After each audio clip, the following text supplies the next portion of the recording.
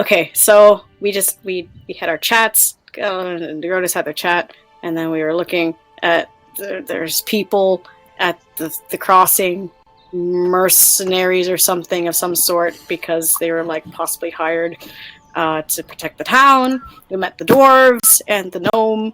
Was it a gnome or a halfling? He's a gnome. Halfling. Nope, He's a gnome. All right. We had a cool bard who sang some sad songs, and then we slept. Right? Yeah, Yes. you all had your talks with each other. Cool. Oh right, and sunset. Haha. we had a pretty sunset. Okay, we'll just wait till Doobie's back, and then I'll start setting a scene. So I still got to do the recap in person. I just I had to jog my old man memory brain, right? Oh, I sure. get you. Yeah, that wasn't my recap. I was just like double checking to make sure I had everything, even though that technically was the recap. But yeah, okay, yeah, I'll. Sure. We had the Zaku recap. We still need the Gallo recap. we need Mr. Fuckboy's recap. He's fuck man, okay? he's evolved from that stage a while ago. Evolved. Then Varric is a fuck god. He is advanced fuck man. I would say maybe fuck Satan. I mean, stares at. Because he has Are fallen. you gonna take that? Varric has fallen from grace because he does no longer hoe anymore. He doesn't. He's gone on a straight and narrow. Yeah, he's fallen from grace. Yeah, that's a point, you know. Hey Heath, you recording yet? Yeah, I've been recording this last 2 minutes. Oh, crap! shit. Okay. Hold on. Sips of water. I started recording when Zaku started doing Zaku's recap. Whoops. All right. Getting to fuckboy mode. All right. Here we go.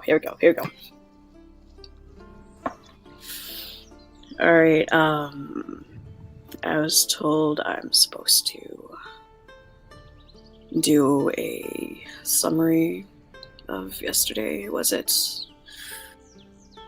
Right. Well, nothing much happened really. We camped out at our watches at the forest. Julius needs to learn how to be a little more stealthy, otherwise I will make him. Had a meal. It's nice. Headed off to the Fair Crossing. Interesting, there's quite a lot of hired help over there, it seems. Saw some interesting faces, got a few different races, saw some not infernal. Zaku brain blanking out, what's it called again? Not Tabaxi. Tiefling, that's the word. Ha ha. Zaku, get out. But I want to, I'm just reminding you. No, Zaku, get the fuck out. Okay, fine. Okay, I'll leave. Do your thing. You don't need help. Anyways, with some people there, we managed to find the escorts that we have. A couple dwarves, a gnome. Moonstone had a little talk with them and tried to play a little card game. He needs to count his cards better. Not that I would know. There was Bard playing some sad songs, making the pretty boy cry. And then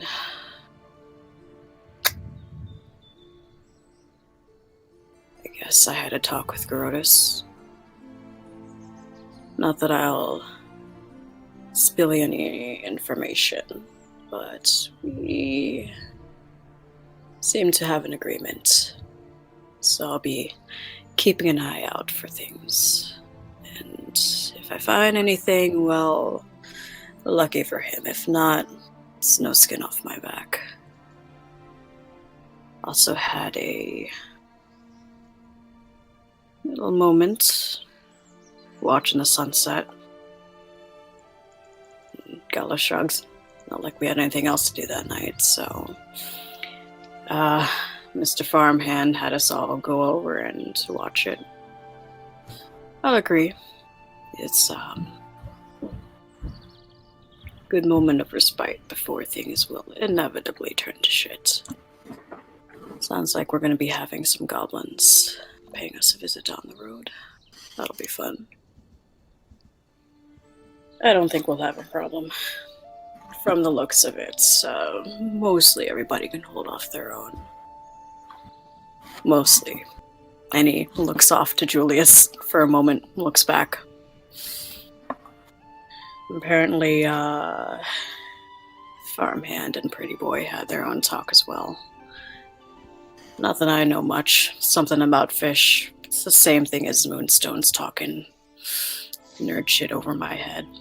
I don't deal with fish. Speaking of him, he also had a talk with the bard. Don't remember much of it. Don't really care. But he had his fill of socialization for the night, so less bothering me about it. It's fine. He's useful, like the rest. Don't know how long I'm going to stay with this lot, but who knows? So can I end this thing now? Or do I still need to go into nitty-gritty details? Because there was You this didn't have one to in the time- first place. I did offer a little fun with Grotus, but apparently he wasn't into it, and I can go into those details because there's some Slowly nice takes things out on Glock.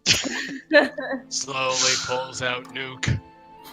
Alright, fine. Slowly take pulls up blankets. Man, how scary is it going to be when I finally build a nuke? Oh god, I am afraid. But yeah, You should recap be. for the day. So, after your travel to the Pharaoh Crossing was finally completed, you reconvened with the hirelings that Helmet had hired in order to expedite his mining process. You made some attempt to socialize with them. Established who you were and established that rather than waiting for another group of mercenaries to kind of head through, you'd be heading immediately to Teleburg, hoping to match pace with the gnome in his hurried steps. You all spent your time in the night either preparing, speaking amongst yourself, or enjoying it, hearing rumors that the goblin population to the north of the Pharaoh Crossing had become aggravated recently. Coming out in stronger numbers than they had been seen before. What once was a roadside menace is now becoming more than that, and it's getting people worried. You all have your rest within the Broken Hammer, or within its stables, if you wished for that, sure. And then reconvene in the morning. Before you all head out, is there anything you would like to do? The gnome and the dwarves eventually find their ways waking. You see, within their supplies, each of them has their own little personal belongings, but they are bringing with them a cart drawn by 4 horses. The cart itself is about a little more than twice the length of yours, and it is filled to the brim with lumber and metal. You would guess this is for the work they were hired for. It seems like one of them drives the cart, while the others just march alongside it. There is little room for more, and best not to push these horses more than needed, especially with the heavy weight they're bringing with them. Moonstone will get up and he'll just kind of look around to the party and just say, "Alright then, any last minute preparations we gotta do before we head on out?" One thing, but before we go off, and before I do that, real quick, we need some sort of strategy. I'm assuming we need at least some people behind with the escorts in case something happens, or at least following behind them. Unless we want to keep them up in front and, well, still do the same thing. Grotus walks forward. Actually, I've been having some thoughts about that when I was in there. Like, just kind of stirs, half unconscious. What are we talking about? Wake up. We're trying to I'm figure up. out how to keep the miners safe. I'm sure they'll be fine. We just have to make sure that they're nice and protected in the center or something.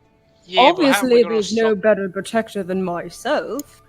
Yeah, but how are we gonna stop them from getting hit by a stray area if we get ambushed? Ambushes. Well, normally, whenever any type of expedition comes back out front, gotta scout ahead, make sure there's no danger.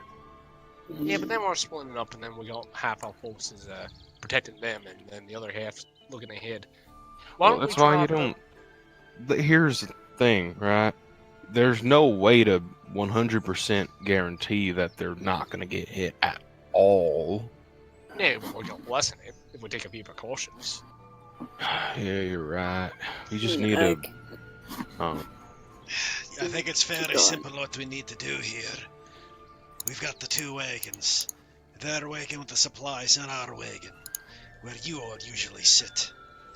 Well, I suppose the best way to do this is to put all the dwarves and the gnome in our wagon. Maybe get some wood around town. Build up some side walls for shielding. Make sure that if a surprise Herald gets to attack, they got cover there. I suppose the best way for us is to have me and Julius on either side of the wagon locking on across it. And with that, having the rest of you leading and driving the wagons forward. I like that plan, actually. Well, spare lumber shouldn't be too hard to get, and it shouldn't be that hard to make a little bit of a makeshift barrier. Yeah, you're right. Gallo, you were saying something? I'll stay towards the front. I can keep an eye out, and if I do need to scout ahead, I'll take one of the horses. That's something that I can do. Yeah, I'll keep by you just in case. Just so I can get a clear shot on anything that might be trying to sneak up on us. Right. And then... Xavier, can you draw the second wagon? Yeah, of course I can. Alright.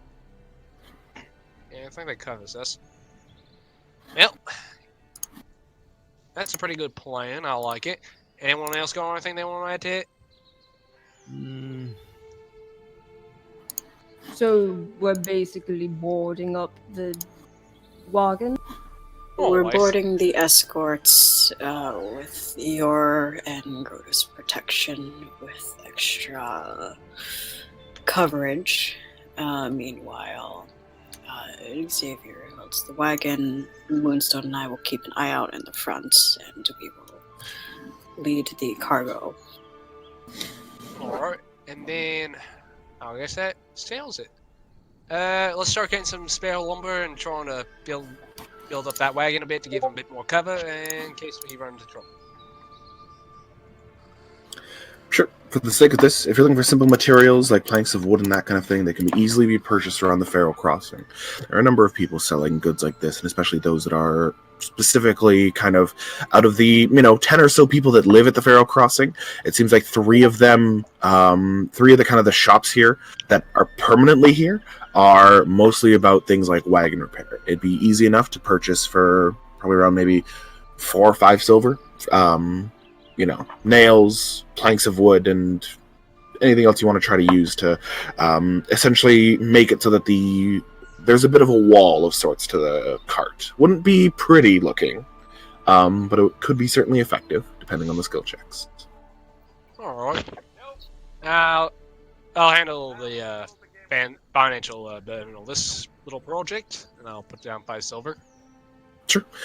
You put it down, kind of, you speak with, man warning that is, oh no, it's not a man. speak with a female halfling by the name simply of Hilda. She introduced herself.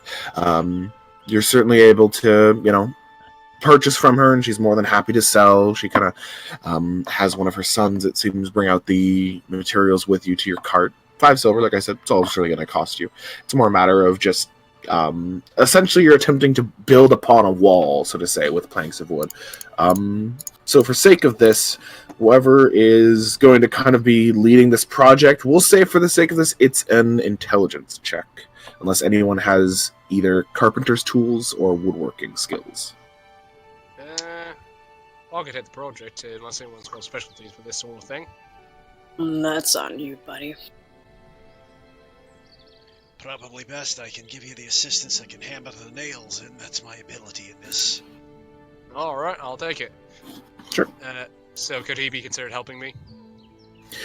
It's a lower DC, but this is mostly like physical labor isn't the issue here. It's just kind of like planning out how the boards are going to support themselves, and kind of making it so that it's a bit more cover than nothing. So it's not like a crazy high DC, but for the sake of this, Grotos will not be able to help. Okay, fair enough. Alright, I'll make the check. Go for it. Like I said, intelligence check. Oof. An 8. It's not terrible. There's already the sides of the cart are very thin, and it's kind of hard to build upon them.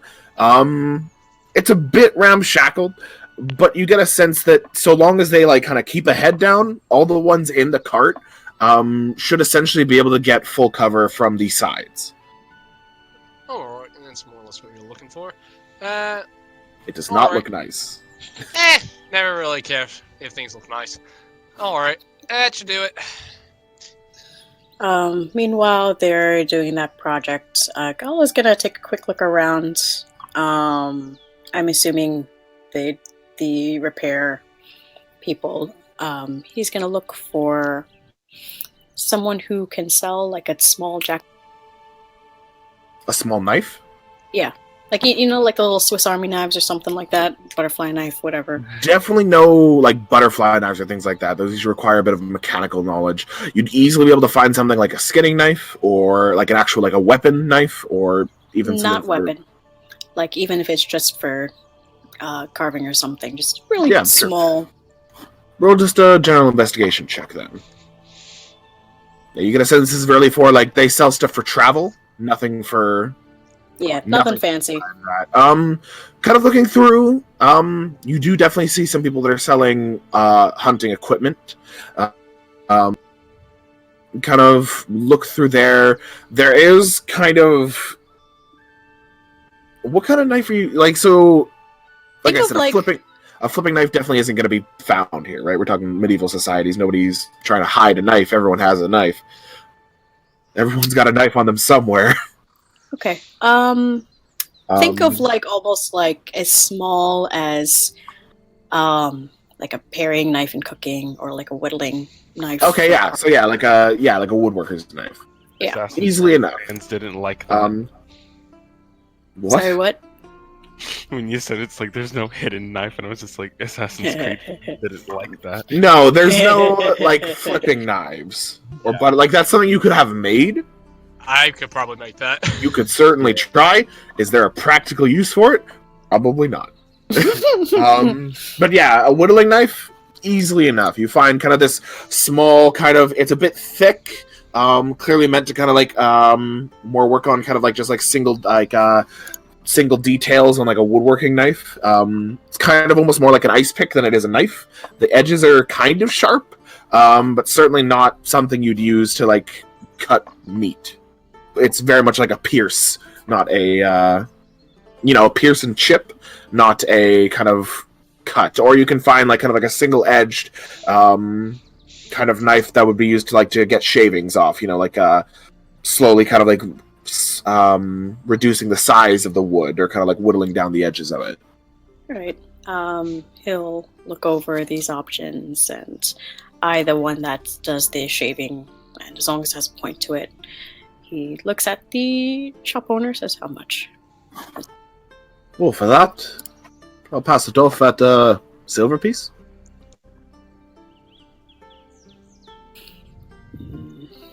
How good is this knife? Does it look like it's worth a silver?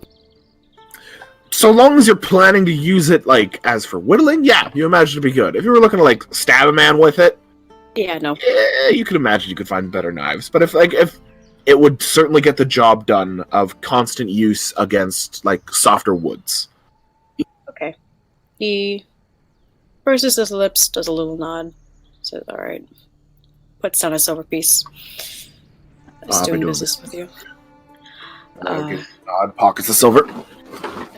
Do you have any cover for these? Huh? Oh, kind of like looks through. He kind of grabs one. It's kind of this like small, like clearly like affixes to a belt. And you're not sure if it's meant for that one, but he hands it to you for free. Thanks. And yep, he'll take that. Doesn't pay the shop owner much mind after that. Heads back. And Shop owner don't pay you much mind. He, goes back to the group, gets onto the cart, and he watches the others, counts heads, make sure everyone's there. How Sure. do the how do our escorts look?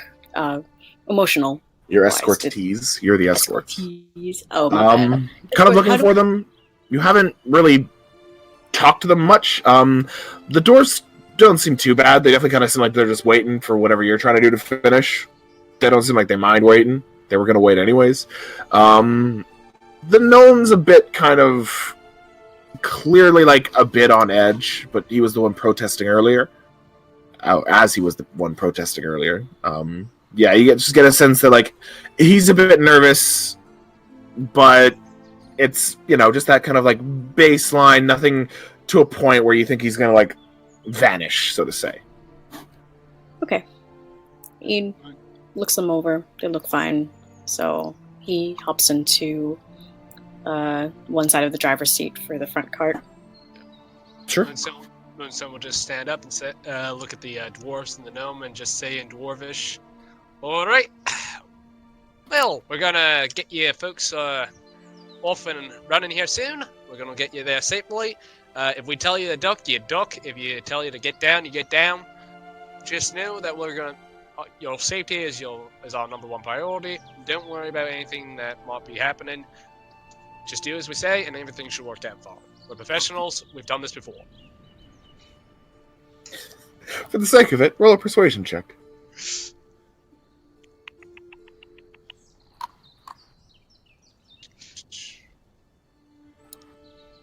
20. Yeah. Listen to like, okay.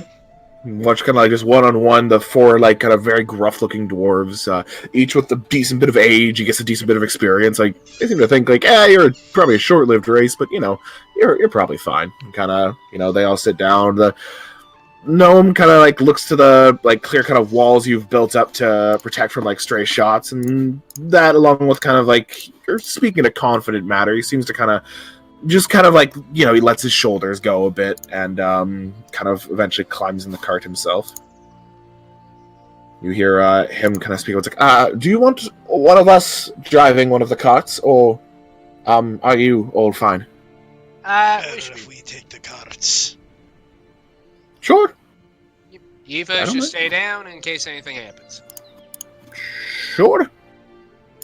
Where are the rest of us sitting? Well, Cronus turns to you. You be walking with me there, pretty boy. I mean, there's another cart, isn't there? The other cart is full of supplies. You could sit on top of it. If you want to sit in boxes and shit.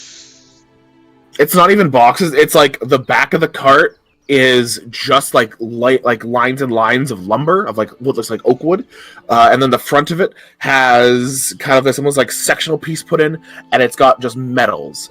You see like kind of like rolls of nails, what seem to be kind of like these kind of like joint pieces to get wood together. It's all supplies. It very much seems like they're looking to like establish a mine more than go into one that's already built. Alright, I'll walk. Xavier. I can only imagine how much dust is in there. Xavier, drive the other wagon, eh? Yes, sir. Sure. I'll look at Gallows and just say, by the way, how good are you with animals? If you You had say to give that one more time? How good are you with animals? Like, if you had to give yourself an arbitrary bonus to handle animals. An arbitrary bonus based on perhaps your life experience and your like overall proficiency with it. Would you say you're moderate? Perhaps you're an expertise with it. Yeah, I hated that. yeah, it's fair. I hate Right. everything. I'm hating this whole fucking day. Fuck. Chris, you You just want me to get rid- Chris, love do you want me to get rid of my inspiration for that? No, it's fine. If I don't like a joke enough, I'll just kick you. He's gone power hungry, guys. Be careful. Power. Me hungry. But yeah, Gallo. You're worse than Nikki. Or are they in the same level? But yeah, he gives him a weird look and arches a brow on a scale of 1 to 10. Like, if you had to give yourself an arbitrary bonus, say Yeah, like we're gonna 1 or a 2. Okay. He puts a hand over his mouth. Okay. As I've said, from a scale of 1 to 10, it's a 2. Animals don't care much for me. I don't really pay them much mind. Alright, you're driving. What's this have to do with animals, though? And he takes the rein. You're gonna be driving. Right. What do you want me to do? I feel like our ability to drive these horses is probably around equal, if not very equal. I mean, hey, if you have some problem, I might be able to give you some pointers at best. Lay him on me. Takes a minute. But, well, as far as it goes, horses are peaceful creatures, but they also are very, very finicky. You have to be sure to be nice and careful with them. Only ever pushing them if they absolutely need it. In this particular case, it's just a casual mission, but as soon as things start going haywire, if they do, be resolute with them. And just kind of goes through the motions of basic commands and things that riding horses know. Sure. It's easy enough. All you've got is the reins, because like for the one that Xavier's driving, it's just the 2 horses in the front. You just have a set of reins that's connected like 1 to each horse. It's pretty simple. You kind of like give a whip if you want to go forward. You give like a pull if you want to stop, and you kind of like pull in the direction you want to go if you want the horses to start leaning one way or the other. Easy shit. The 4 horses is a bit more different, but the horses really like either have to work together or they don't move. And so it's either like we're either moving or we're stopped. Like one of the two. It doesn't really like get out of control. Either way, Xavier will give as much love to these horses as he can. Yeah, overall, the horses seem like they're whatever kind of like things they've suffered. It's like they're very, they're pretty peaceful. They don't seem skittish right now. That can always change, but they're definitely not. There's very little stress between these animals right now. Chris will walk up to Gallo just before they walk out too, and kind of tap him and go, "By the way, there, Gallo. That's our paycheck back there. If things get out of hand and you feel like you need to get moving ahead, flee ahead. I'll take care of what's behind us." Will do. I'll give you a signal. Hey. I'll, if you see an arrow, the blue one, head towards your way. Obviously, I'm not going to hit you. And that's... Fair enough. Now that I think about it, it is probably best that Moonstone isn't the one, since it'd be sort of like an animal guiding an animal. That's a little strange. Gallo slowly turns over to him. I'm sorry, what?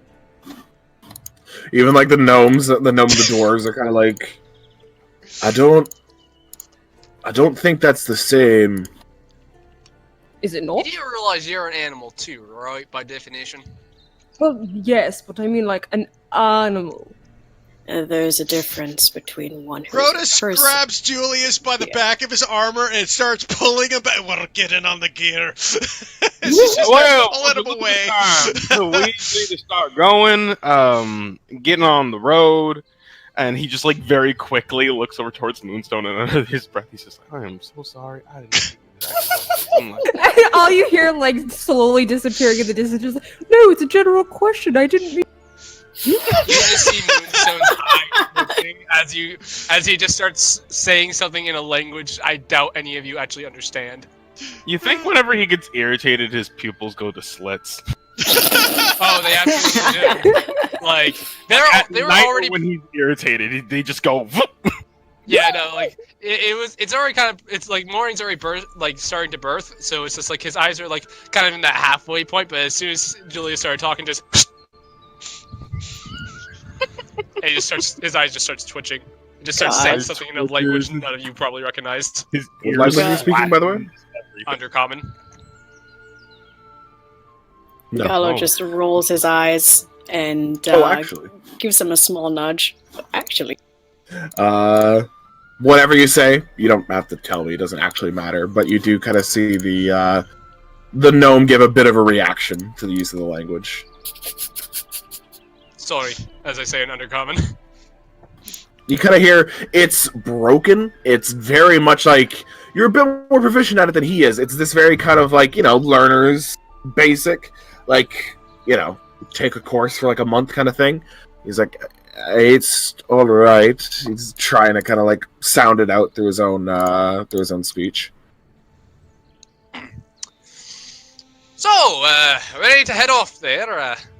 Yep. Gallo doesn't say anything aside from just like, don't mind him, and hits the reins, keeping notes of all the tips, and he just mumbles to himself, just like, people, let them do their thing, and if they get skittish, pull down the reins. Sure. So, just to be clear, behind the carts, is anyone walking behind them? Basically, what I think the setup is, Here. we will. Yeah, I'll just draw it on the map here. Basically, the way. Here. I was going to use this map for fighting bears. If you guys fought bears. Oh, fair enough. I see the two Fair giant enough. bears. Yep, Holy they were in shit, fact they're giant bears. So just for an idea, let me just pull up 2 carts. I love how shiny mine looks. He is a shiny boy. Shut So way. for the sake of this, just extend those to be about like this size. If you've Yeah, got 2 carts, kind of, we'll say that's the first one. Second one's a bit larger, so it's about. Oh, hello, long boy. No, it's not supposed to be that long. It's supposed to be about this one. So Alright. just to give me like a visual idea, so I know your marching order. Great. Can I get control of my So- token? Oh, because I switched right because I wrote your token in afterwards. Same. Yep. Hold on. So, Try that. It might be because I'm not sure if I have a set token for you guys yet. So Just drag- no. No, yeah, you'll have to. You have to adjust. I don't know if you've done it, but you have to go activate the token and give me control. yeah, I thought it did, which is weird. You have control of the character that I'm taking the token from, so I don't understand why. One second here. If you drag it onto the page, Yeah, I did it. Yeah. Now I have control. I have control of this token. you don't control that one. I dragged mine out, so I got control of this one Okay, now. The cool. one behind the cart wasn't working. No, that's good. That's my bad. I was getting dragged by Grotus, so wherever Grotus is, I am. Well, Assuming I that pulled we you are. away to start with, but then once we start moving, I'm going to put you in your proper position as Grotus drags you here. Thank He you. goes, walk aside the cart there. Keep your eyes open on the sides in case we get ambushed by the flanks. Understood? Okay. Use butcher control. I'm assuming that these cars are traveling towards the left. I mean, I know that the little sticks in the front Towards means the that right. that's where horses are. Okay, then the bigger cart is actually in the front, and the smaller cart is in the back. Okay. And the then cart with the dwarves is in the front. Yeah. Okay, so that's the smaller cart. wait, if that's the case, because Carlos said he's gonna be in the front, because basically he's gonna scout ahead Yeah. while Yeah. on. Yeah. You and So, just to make it clear, the front cart is the smaller cart that has the dwarves in it. Has 2 horses at the front. The larger cart has only supplies in it. Has 4 horses. No one in it but the driver. yeah, and Xavier's supposed to be in that one. Oh, Okay. that one? Yeah, you're Yeah. driving the cart while Gallo and Gallo and Moonstone are at the front cart. Oh. We're keeping an eye out to keep like Oops. Let me just an go eye back on to where that. we're going. Okay. And then and then it's gonna be Julius and Grotus on the sides. Yeah. Yep. Sure. And then All right, then. Xavier's going to be in that back cart so he can keep a handle on the 4 horses instead of the 2. Sure. Yeah. Like I said, driving 2 horses is no issue. Driving 4 horses, if they get panicked, it could be difficult, just because that's a lot of muscly animals at the front of the cart. A lot of horsepower. Is this mine or theirs? Some would say 4 horsepower. The one at the back is the one with the supplies and the 4 horses. Okay.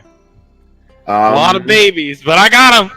The gnome does kind of show you there is this small kind of lever on the driver's side of it.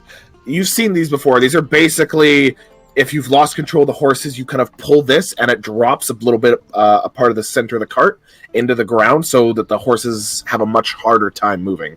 It's not recommended to use unless needed, because it is not an easy thing to reset. It is very heavy. Look at this, guys. We got a plan. I like this. Let's see how Let's see. long it lasts. Yeah, let's see how it dissolves. So, Like toilet paper in water, just waiting for it to fall apart. So, with that, maybe the first hour of the day used to fortify the cart and get your bearings in order. You do eventually set foot with carts in tow, and hopes of finding your way to the small town of Teleburg. During your time, you do kind of take a moment to learn some of the names of the dwarves. We are looking at the 4 dwarves are named Koldrick, one of the males, Wukrar. I'll just write these down. Yeah, probably that's easiest. Yeah, because I'm probably spelling these wrong. Can't wait to butcher all of their names as Xavier. And I should have pulled up my notes beforehand.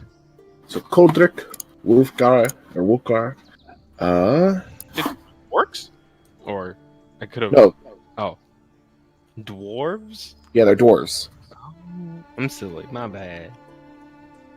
And then these 2 are the females, Serlin and Hevlut. God, I even wrote down orcs immediately after I just clarified what. I'm glad to know Grotus is on your mind. And then the gnome introduces himself as Tessel.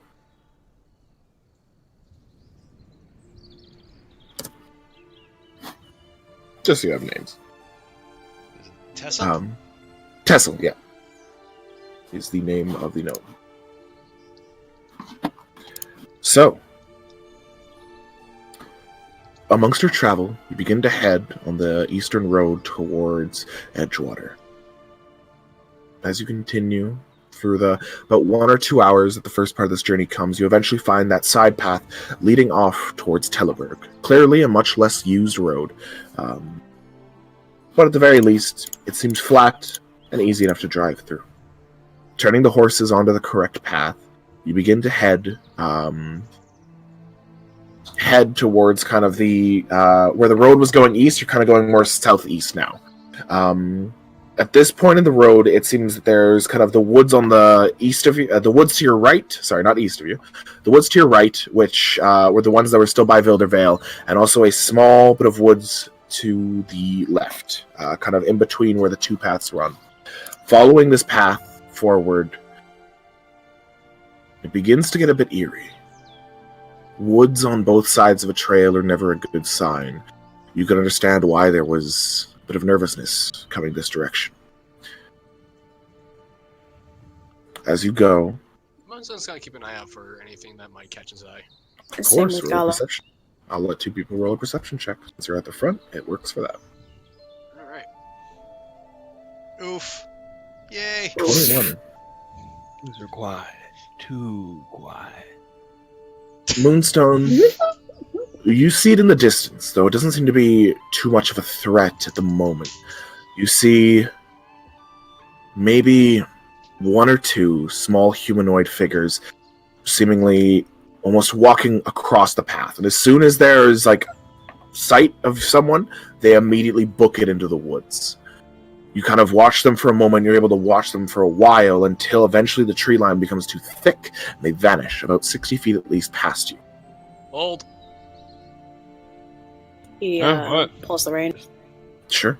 You kind of give like one tug, the horses kind of like get like pulled back for a second before eventually slowing themselves down. Which did they head off left or right into the woods? They were coming seemingly from the right and were heading into the left. Do they look like goblins? They look like, you could assume, they look like small humanoids. At this distance, as you were maybe 120 feet from them, it's hard to tell exactly. But you could very easily assume them to be goblins. Hold on. Goblins just came across the road. Where they head off towards. Yeah, they came from the right and went into the right woods and went into the left woods. I'm assuming there's probably goblins on both sides. Do you guys want to fortify here and wait for them to come to us, or do you want to keep pressing forward and just keep an eye out? I mean, what do goblins normally do? Attack people? Well, That's Well, not roll a how? history check.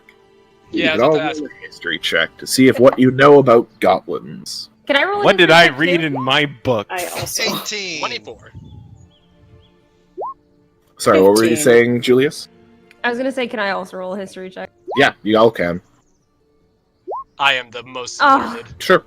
Julius and Xavier, they're menaces, pests, attack roads when they can. There's little you know about them, but for a lot of people, they're just viewed as, monsters, essentially. Gallo, there are ideas of them being kind of more civilized. But for the most part, they're very much kind of like what parents tell kids. Like, those stories aren't too far off from your regular goblin. Heath and Moonstone, you know a bit more. You know a bit about kind of like what a goblin's kind of main purpose is if it's in a tribe of goblins. They are quite devout to the idea of essentially either eating what they catch or enslaving what they catch. They are not a wholesome race. Moonstone, you know them to be cowardly, small, but with surprising little bits of intellect. They understand what they're doing, and they can be dangerous if underestimated. You also know, especially in the day like this, it's odd for such a small amount of them to be moving really anywhere that they could get caught. Goblins' advantages are in numbers and in surprise, and with the idea of them being so few walking in broad daylight, it's odd. From what you've read, at least. Edgeguard has goblin issues, pretty heavy ones, so you do know a bit about them. But that right there was a bit odd. Usually it means something has happened to whatever group those goblins were from. Hold on. Well, chances are there's a good number of them ahead and they're planning an ambush. What else do you know? The cowardly by nature tend to like to enslave other things that they catch or eat them. And while they can be civilized, underestimating them can be a bit of a fatal mistake. They're smaller than they lead on. I know they've done business before when it comes to trading. I personally have not worked with many, but you're right, they can be intelligent. How many did you see? Again, 2? 2, but chances are there's probably more up ahead. Either that or something's really bucked up their camp, and they're scattered. But I'm not gonna take that chance. You think they're... Do you think there might be more to that? Maybe, they have some sort of leader. Maybe. But I really don't know, don't care. Just want to get this job done. And chances are they're probably planning an ambush up ahead, and there's probably a lot more than 2. That's a fair assessment. Grotus looks about. I wonder if I should take a lead then. Well, Throw out the fire Yeah. to start with. I was I'm gonna- too sure. I was gonna ask Gallo, do you want to head up ahead of the rest of us and see if you can scout out some information, maybe see if you can pick out where they're hugged? Yeah, my thoughts exactly. You sure you should be wandering alone? He's pretty good at making sure he's not seen. All right. How about I'm- this? I think this is a perfect chance for me to show what I can do. I am willing to come with you, Grotus, do not worry. No, Sorry, no. Julius, but you kind of need to sit around and watch so they don't steal every single bit of stuff that's in here on this here supply, and he just smacks one of the. If you want, Ooh, prove it, Grotus. back you up. Grotus. Fair board. Hey, Gallo. You're going to scout ahead with me, but we're going to keep distance from each other. I'll I'm going basically to go be the further ahead. Yeah, nods. Best way, you go ahead. Be stealthy. I'll try to draw their attention so they're looking at me then. Exactly. The rest of us should stay by the wagons, make sure no one tries to sneak around to us while they're out and about. And then Yeah. Gallo looks at the... He acknowledges Moonstone, gives him a nod just to keep an eye on the rest, and then looks at Xavier and Julius, and he says, "You keep an eye out here. They could even be surrounding, headed towards our way. If they cross the road, then they most likely saw us. They could be planning something. So, Don't be too long. Just get as much information you can and be back within 5 minutes. I'm as perceptive as an eagle. No worries, my friends. Grotus Just rolls make his sure. eyes. So, Alright, Where Julius, get up it's- by the front cart then. These guys are our main priority. so Gallo is going to head front and attempt to stealth and perhaps track them a bit within that 5 minutes of time you've been granted. yep, he's just, he's gonna track, look ahead, basically see if he can see the general direction of where their camps might be, or if they set up any traps ahead. And Sure. he's just gonna... For the sake of this, it'll be a perception check and a stealth check. Alrighty. While they're doing that, Moonstone's going to look into the back of the cart and Very just say, good. you'll all be ready to hit the deck. And Tillis kind of looks up to you. Tessel kind of looks up to you. He's like, "Ready and waiting." Went for myself. Okay. Okay. So they left in a panic. There was a few attempts to hide kind of where they were moving. It was just need to move. And even with kind of taking a safer option first, you still managed to kind of pick up where they went. You kind of crouch low, moving through the heavy tree line. It's easy to find spots where you can hide in these woods. Heading forward takes you about maybe 300 feet or so from the carts. You do see them. The two goblins, both of them, this almost greenish pigmented skin in order to aid in their kind of blending in with the environment. This kind of scrapped together leather armor. Each of them is armed decently well. You see what looks to be kind of like a small quiver on each of their shoulders, and each of them is holding a blade of some sort, either a scimitar or a short sword, either stolen or created. The two of them don't seem injured from what you can tell. They do seem panicked, and you can kind of hear that that quick, harsh-speaking tongue that they speak in. Do you speak Goblin? I do. Sure. You kind of hear one of them like, "We can't go back with nothing. You know what happens when go back with nothing?" It's like, "Which choice do we have? Other ones got to the camp first. They got rid of all the meat already. Nothing left but bones. We have to find other meat. But what about meat on the road? You stupid. No, not the meat on the road. We wait. We look for other meat. Or we don't go back." They kind of seem to be debating on returning somewhere. Okay. From the place where they ran, can Gallo move a little bit ahead and see if there's anything of interest there before he... You want to head to the other side of the wood to try to see what... Yeah, because he Sure. picked up that they're running from somewhere, that they're expected of something, and whoever he is may be up ahead, who seems like a bigger threat than them. Sure. So, heading to the spot kind of where you saw them cross, you kind of make a quick dash to the other side of the tree line. You can keep the same stealth check, but make a different perception check. I will. That's an 11. 18. 18. It takes you a bit. You kind of move through, trying to find anything within range that they might have been referencing or reacting to.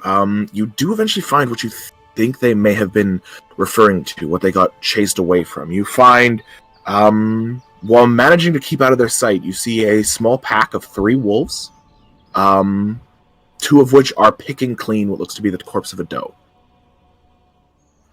Looking to the doe with an 18, you do see, it seems like the goblins were the initial killers, as there's an arrow stuck within the kind of hind leg of the doe that is jammed in. And with an 18, the arrow has a strange looking tip to it. It's not metal or stone.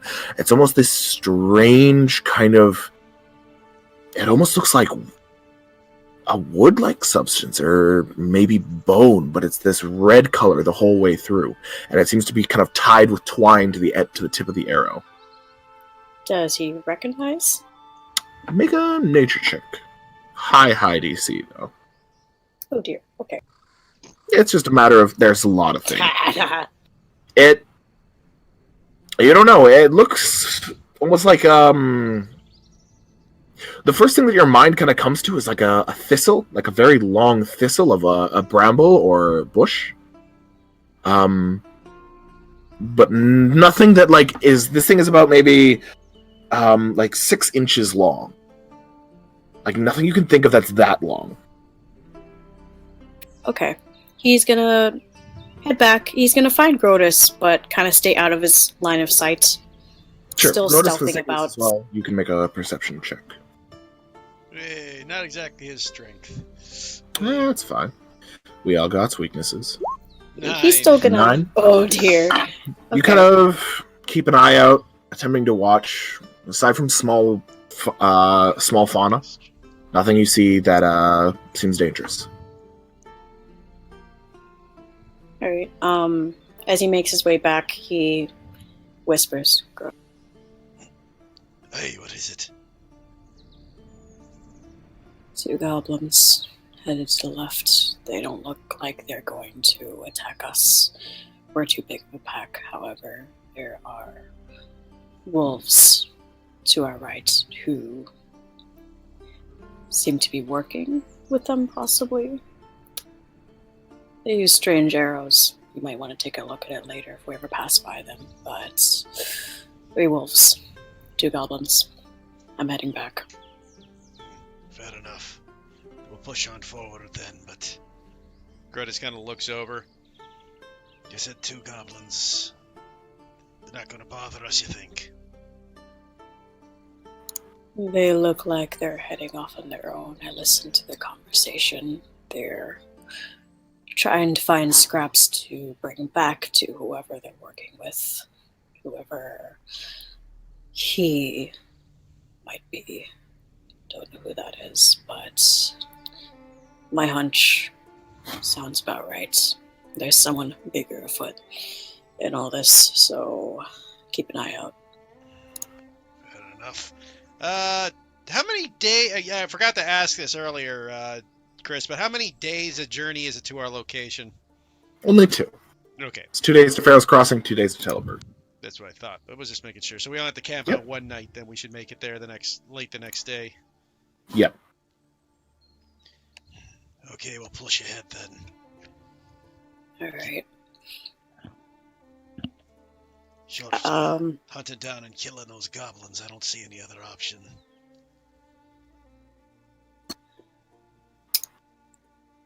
unless you want to be very altruistic and go out of your way to do so.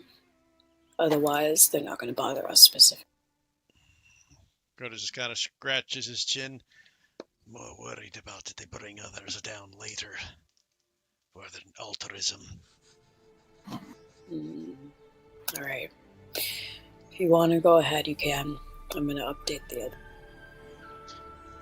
We'll stick together for now. I doubt I'll catch him if they're that far ahead. No way I can sneak up on him.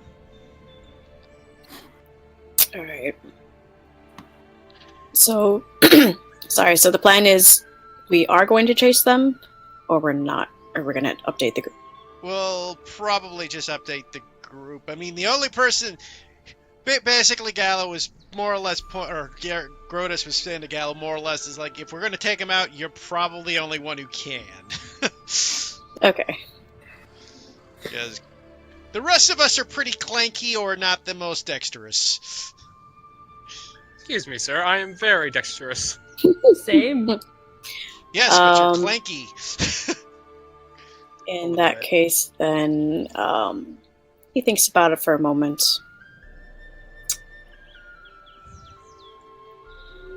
Alright, then do you want to update? Fair enough, I'll tell him what's going on. I'll see if I can catch up. If not, I'm coming back. But assuming it's just to keep an eye out for more, then I can try to get them to come towards us. I may or may not be able to fight them both by myself, but if I bring them here. Grotus kind of looks at you and shrugs. 2 goblins shouldn't be an issue for you, but if they are, bring them on and I'll come up and help you as soon as I can. Alright, well, you know my signal. I'll be Hey. back. Grotus will wander back to the rest of the group to update them of what's occurring. Oh, welcome back. I saw a Alright. bird, did not deem it to be dangerous. Just looks over at, towards Xavier and Moonstone. Moonstone just has this tired look on his face. We got 2 goblins up ahead. Apparently they're on the hunt for food. So, like having something to up back. We should probably take care of that. Gallo's going up wait. ahead to take care of them right now, hopefully. Getting Oh. ready Oh, in is he case gonna there's offer trouble. them food? Yep, he's totally gonna offer them food. Insight. Is it necessary to?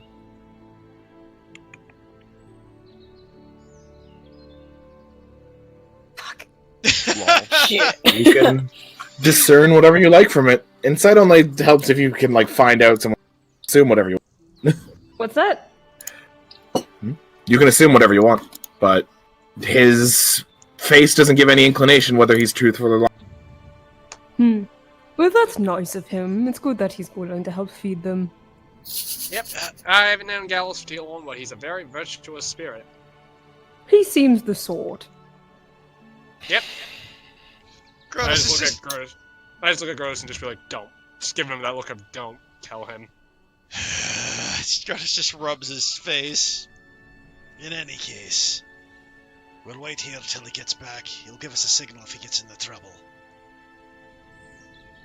I was Well- thinking we might talk about it a little bit more before we go ahead and do anything rash. Fact of the matter is, time's of the essence here.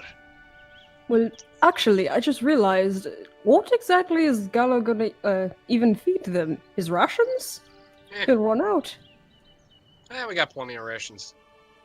All hope split. Julius will start walking forward. Grab some. Julius. What? Relax. We're taking care of it, okay? I want to help. Gallo You know- can't go without any food. He has plenty of food.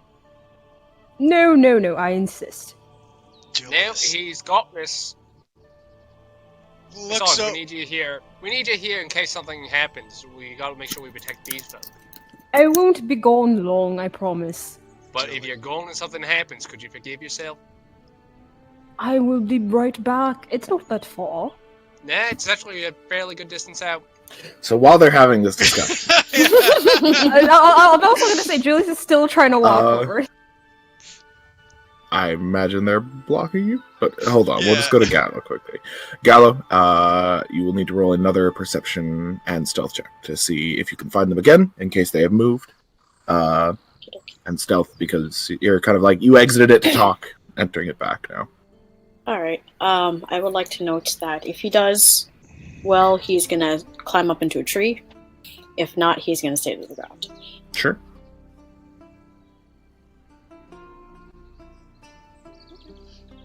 16 perception, 14 stealth. I can see numbers. Don't worry. Okay, just double checking. So, It's nice for the recording. making your way towards the spot where you saw them last, you eventually kind of press through the trees once again, and eventually kind of look. It definitely seems like they're moving, kind of perpendicular to the road, further down. So, like, kind of heading in the same direction you would be. Like I said, perpendicular. Okay. They don't seem to notice you. But because you're kind of moving at this like a stealth pace, and they're very much not at the moment, it's kind of you don't have time to get into a tree as they are continuously moving. All right. In that case, he will get out his short bow, Sure thing. and I'm assuming they're still in range as he's following them. Yeah, you're probably like 60 feet from them. You can see them through the tree line. All right. He is going to stay behind a tree and only peeks through as he aims for one of the goblins' heads. Sure. If you wish to do that, roll an attack roll with advantage. No. Guys, we built adventurers. I'm assuming for 19. 19. Yes. Yes, you had advantage, so the 19.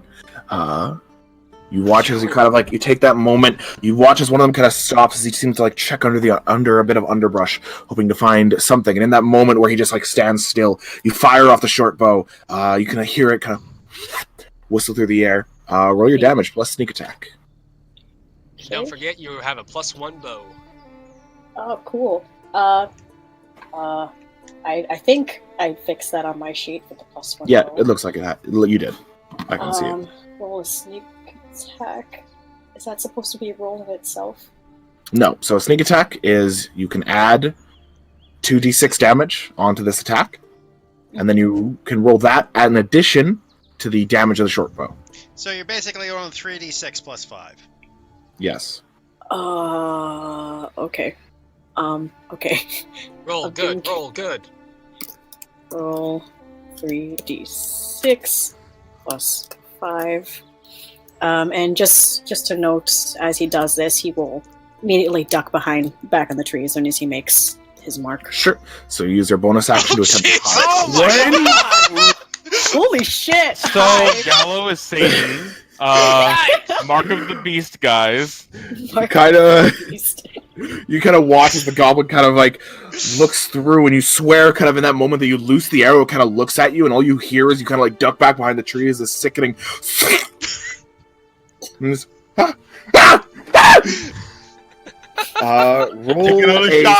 roll a stealth check. You can only make one attack. Roll a stealth check to see if you can hide from the other goblin.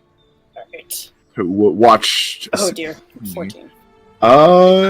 Beat is passive. Sweet.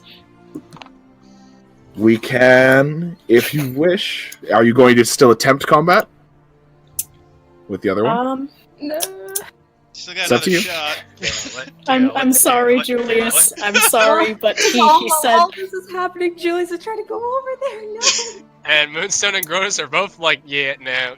Well, Julius would try to push past them. if anything, said that. because Gallo has been actively watching out in case there are other goblins. If he does hear Julius coming in, if he makes if it's the stealth and his passive I'll say, perception. Hold on. I'll say, are you guys going to continuously block Julius, or are you going to Oh, eventually? yeah, we're not letting Julius go forward. Okay, Julius, are you going to attempt to run past in hopes of just like running at full speed? He's gonna try to push past and run. Yes. Okay, Oh, so for no. the sake of this, Oh, dear. I imagine, Grodus, you would attempt to grapple an opportunity attack. I'm also helping Grodus do this. So I will say, Dweeby, you need to make 2 athletics checks. All right. Quick question. One- How does channel divinity work? How many times can I use that? You can use it once per short rest as a paladin. He's gonna use channel divinity. To get fearless athlete. I am feeling there's a lot of meta going on here. Just wanted to go there the whole time. You of all people. Okay, so you activate that. You still need to make a 6 and a 14. So Grodus, and then if Grodus fails, it'll be Shit. Moon. Oh, So 11 beats 10. 11 does beat 10. What does your Peerless Athlete do? Gives me advantage on my athletics. Does not beat a 19. No. So Grodus, this is kind of like you're essentially like attempting to block. Surprisingly, yeah, Julius kind of like manages just like you kind of grab with the arm and he just like pulls against the thumb and gets free of it. I need 1 check from Moonstone. Oh boy. You need to beat an 18 with that. Yeah, Moonstone. It's you try to kind of catch, you just kind of like slide off. I'll just yell at him as he's running. Let someone else be a hero in their own story. Roll a perception check, Julius. Thing. Oh, damn, I didn't think he was capable of that hustle. 18. You have an idea where you have an idea where they might be. Yeah, it's like he was pushing insistently because he doesn't want Gallo using up all his food. He'll help him out, and then hearing the scream is when he's gonna run. Oh, you guys wouldn't have heard the scream. Yeah, that would have been insta-kill. They're like No scream. 400 feet. They're like, no, it's the other one that's screaming. Yeah. And then just heading in the direction he believes he. Yeah, they with an went. 18, you might be. So, you're still a ways away. Like I said, this is about, they got maybe 400 feet of camp from where you guys were. It depends to you. Zaku, what are you going to do? Are you going to continue a fight with this goblin? Yeah. Now that he's on high alert and he's still in stealth mode, he is gonna get his bow at the ready again. Mm-hmm. But he's gonna wait specifically until his target has, basically until he's moving a little less in his panic. So either like, oh no, go down to see my friend, what happened? Or, sometime before it looks like he's gonna bolt, if ever. So just a little less of a moving target. For the sake of this, then, because you are going to continue combat with an initiated foe, I'm going to have you and the goblin roll initiative, and we will act on an initiative turn. So I'll just throw its token here. Alright, cool. Let me click my Oh, boy. token. I got a 4. It's like, you literally cannot roll under that.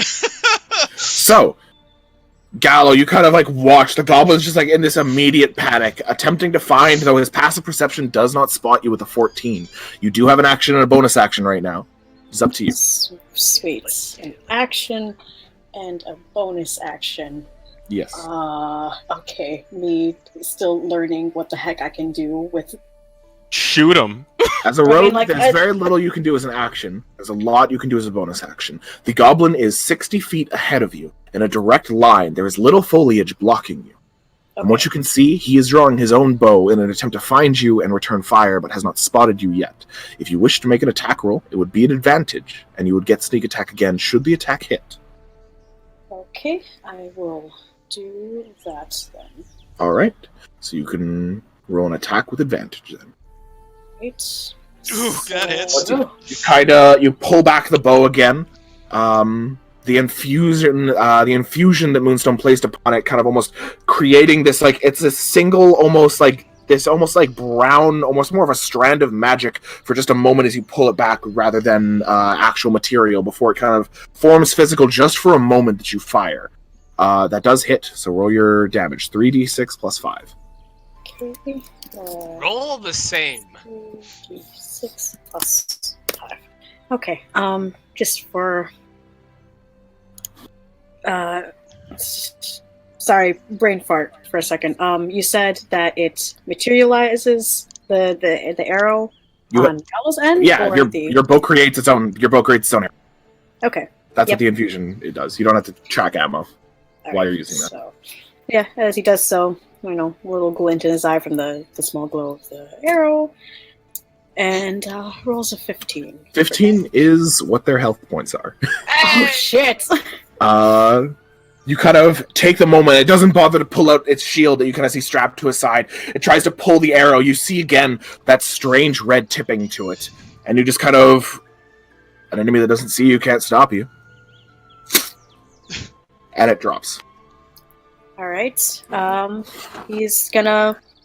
Well, once he's down, he's going to wait for a second, and then he's gonna go ahead. As he sees that they're not moving anymore, and confirm the kill. And is there anything of interest on their bodies? Roll a general investigation check. Dweeby, you were heading in the right way. For the sake of this, make one more perception check. Me? Okay. Make one more perception? Or No, Dweeby. Because she was in the... Sorry, yeah. Yeah, you're pretty sure you went north. You get lost in the woods and we never see you again. Julius is looking for Polaris. There's little. One of them, the most interesting thing that one of them had seemed to be a necklace with different ears on it. Gross. Looking through, they carry very little in terms of material value. You find some jerky, questionable quality. You do find kind of weapons which seem to have been salvaged mostly from other people. They are pretty worn, but kept enough. And yeah, you find each of them had a quiver of about 10 of those arrows with a strange red tipping to them. All right. Looking closer to it, as you only saw it from a distance before, you were kind of right, or at least you feel you were right, on that assumption it was like a bramble. It's this perfectly straight, about 6-inch long, sharp as a dagger. It's not metal, it's not wood, it's... Roll a medicine check.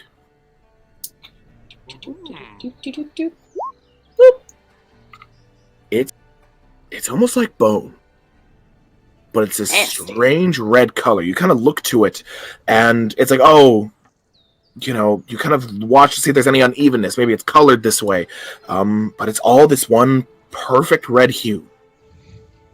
It's odd. It's like this single red bone. And there's a lot of them. Each of the arrows seems to be using... Well, most of the arrows seem to be using these as tippers. Interesting. All right. He is going to take their quivers with the arrows. Sure.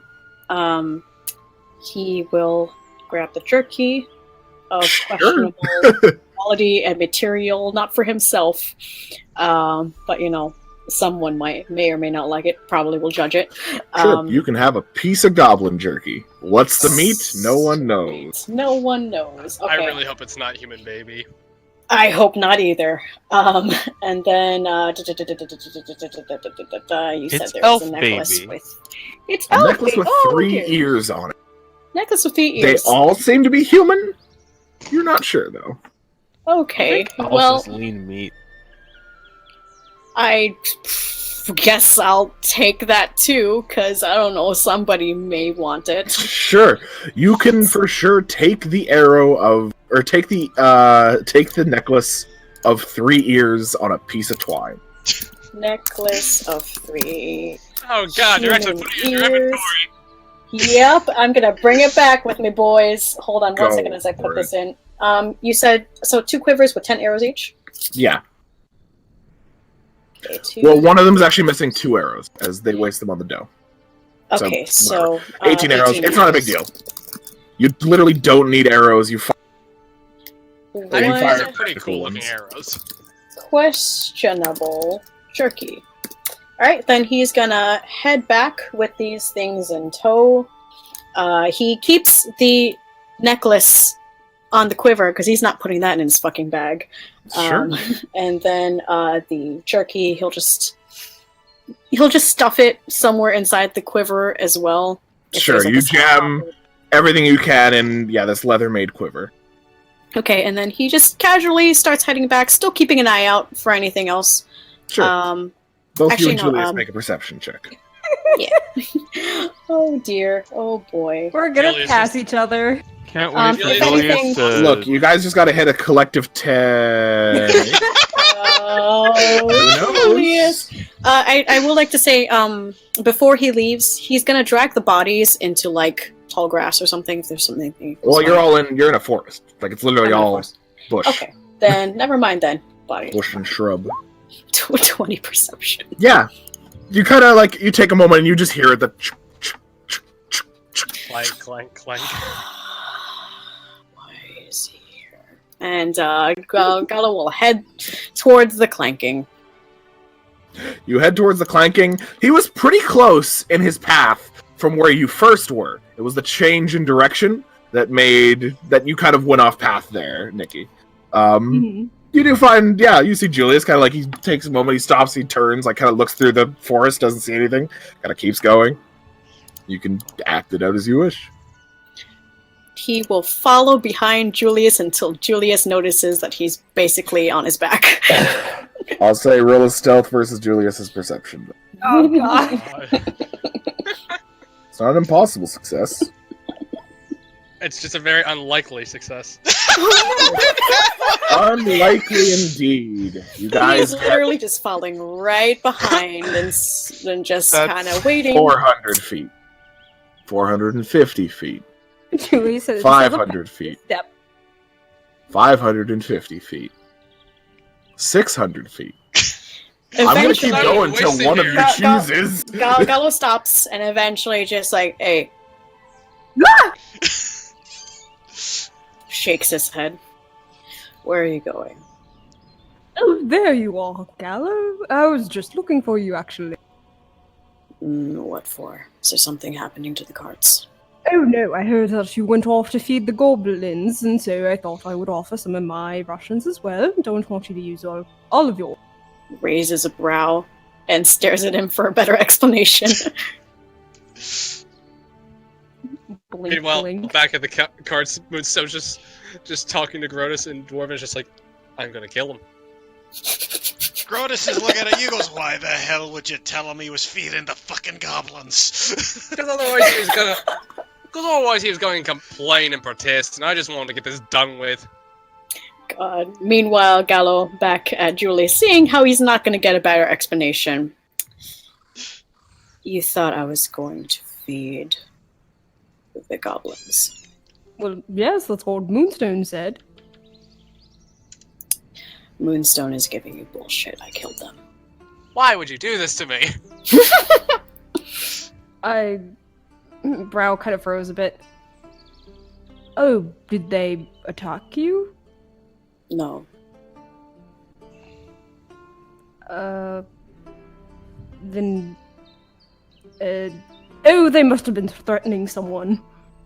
Well, technically, they could have been. They are looking for ways of scavenging. And given the past travelers and the increase of security around here, goblin attacks, probably by them, could be a thing. They didn't So- specifically. You assumed that they were one of them. Being cautious because we have a job ahead of us. They could bring more reinforcements down the line because I had heard them earlier talking about their possible tribe.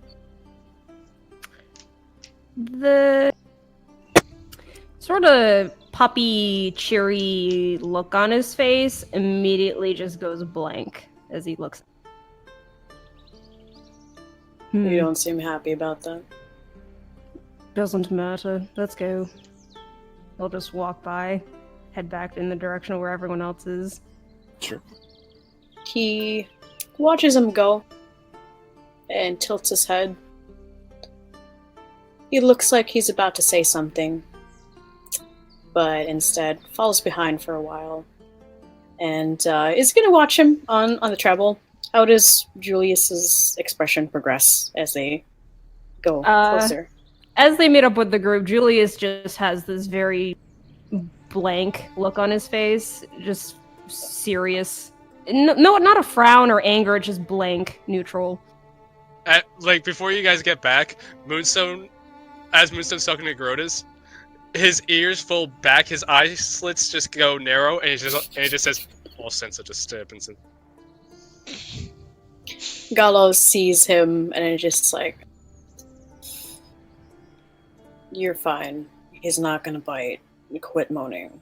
We're going ahead. Keep an eye out for wolves. And he's gonna give Julius one more look. Still doesn't say anything, but keeps an eye out. Moonstone will just pull up the copper wire and just message him, like, did you fucking tell him? Looks at him straight in the eye, doesn't bother to talk quietly. Yes, I told him because he has to know. Ugh.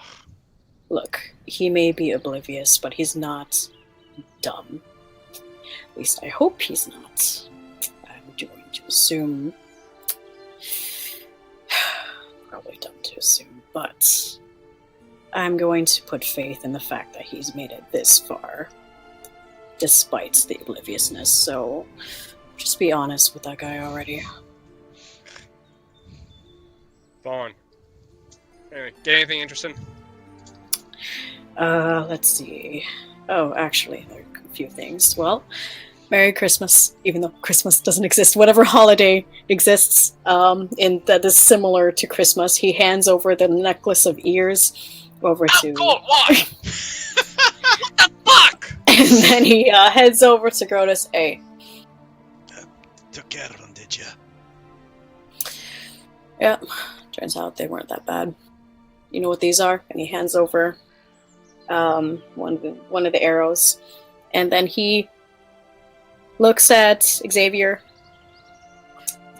thinks about it for a second, takes out the jerky and tosses it to him. I should mention, when you look at him, he looks somewhat antsy, but just kind of catches the jerky and then points at it with it like near his face, and he's like, what's this? No idea. The jerky does not look well made, well kept. It kind of looks like a pig ear that was then jerkied. You don't know, though. What's with these goblins and ears? Actually, he you can ask the big guy what it might be, but I don't need it, but I figured one would want it. Actually, on that note, I'm gonna take a piss. I'll be right back. And he just gets up and wanders over a distant distance around. What is, you said you look antsy? Gallo's watching him, too, so anything else you can do? I'll be right back, I just gotta go grab something to eat. Just antsy, looking around, but the moment that you threw the pig Jerky. ear, whatever the fuck, jerky, he grabbed it and his eyes seemed to single out on it before he decided to walk off, so he just kind of... Grotus keeps an eye on Okay. you, doesn't follow close, but he also knows that he's not going to let you wander in the woods without some backup. He's not going to be too far. just in eyesight. He's making sure you're in eyesight. Yeah. Okay. Well, no, he would disappear behind like a tree or two. Okay. Roll stealth versus perception if you want. I suppose. Just if Grotus is actively looking for you. Yeah, I'll say at least he keeps an active one eye open. Oh, that's great. I We see him. see him taking a piss. It's not like I'm watching taking There a you piss. go. I'm just keeping him in eye line so I can see him. So he walks a little bit away and looks back over at the I'm over at the cart, and what you would see is that he crouches over instead, and inside of his hands you see that same bright, mystical, reddish color emanate from his hands. The jerky still assumedly inside. And after a solid minute or so of that, I'd say he just walks back, and he does not have the jerky anymore, but you can for sure tell that he did not eat it. I think Grotus can put 2 and 2 together. But I will say that that when he walks back, though, he looks a lot better. I mean, you didn't see him before, but if Gallo sees him, all of a sudden he looks a lot more satisfied. Okay. He'll, again, does a little brow quirk. Doesn't say anything, but watches him a little bit as he walks back and then turns back to Grotus, waiting for his answer. I have on the returned. arrows. Welcome back. So I'll take a look at those arrows. I'm assuming I gotta roll a nature check to see what I can Yeah. figure out. What I miss? Nature indeed. They're just talking. Nope. Can all take a look at that? You take a moment, you break it in half, you kind of look to both ends. It's red all the way through. It's definitely not painted. It's, like I said, 6 inches. Each one of them is about 6 inches long. It's like this thin red bone. It could be used as a weapon. It's certainly not optimal, but better than a stone-headed arrow. Why don't I take a look at that? Fair enough. Tosses it to you. Last nature check, very high DC, because we're going number after number here. Yeah, I Fair figured. Don't worry, guys. I got this. Doesn't got this. It's a red bone. Yeah, I got no fucking clue.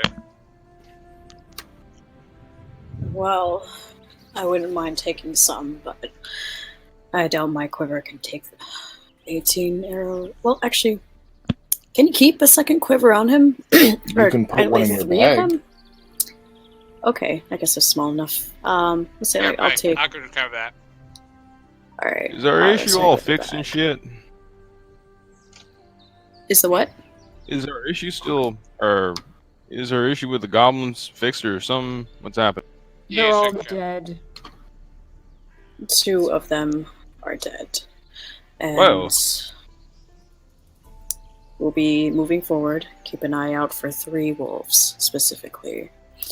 And I was gonna head back to the front of the cart. And So is what at the exactly ready. You were just handing me a quiver with 18 red arrows.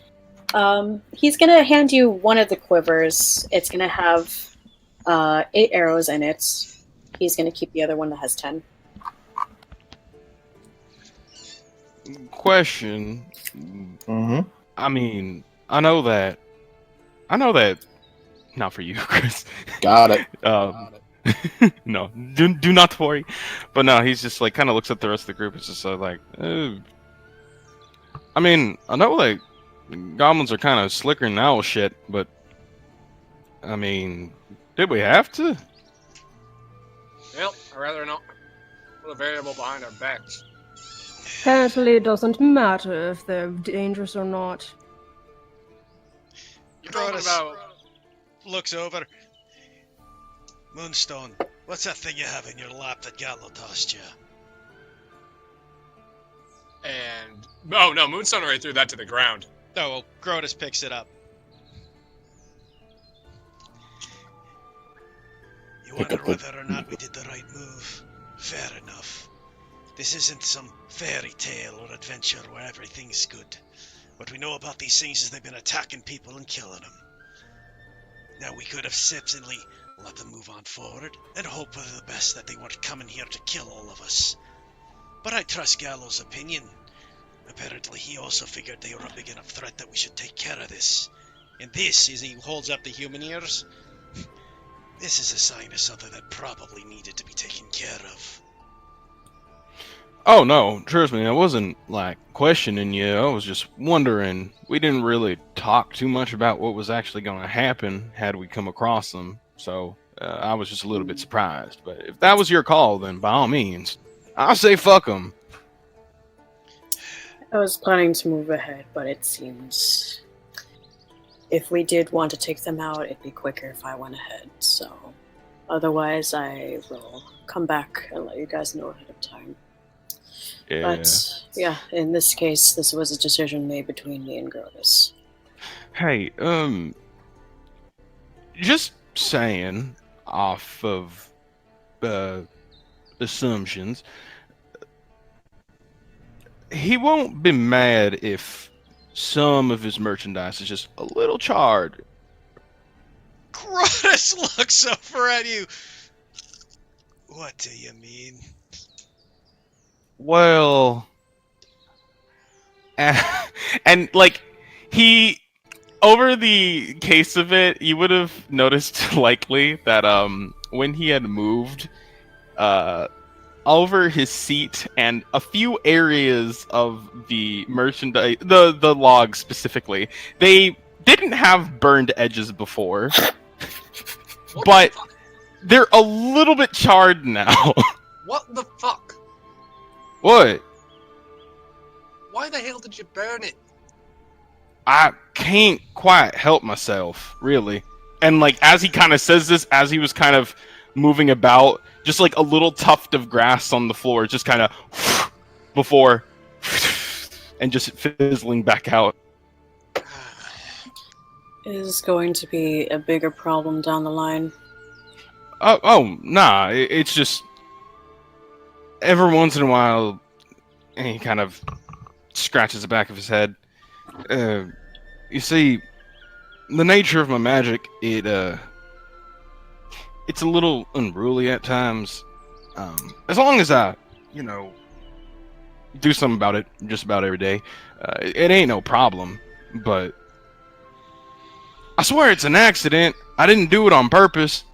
Is Let's it? just kind of look at the damages. Do they actually look serious, or They're like very... Oh, okay.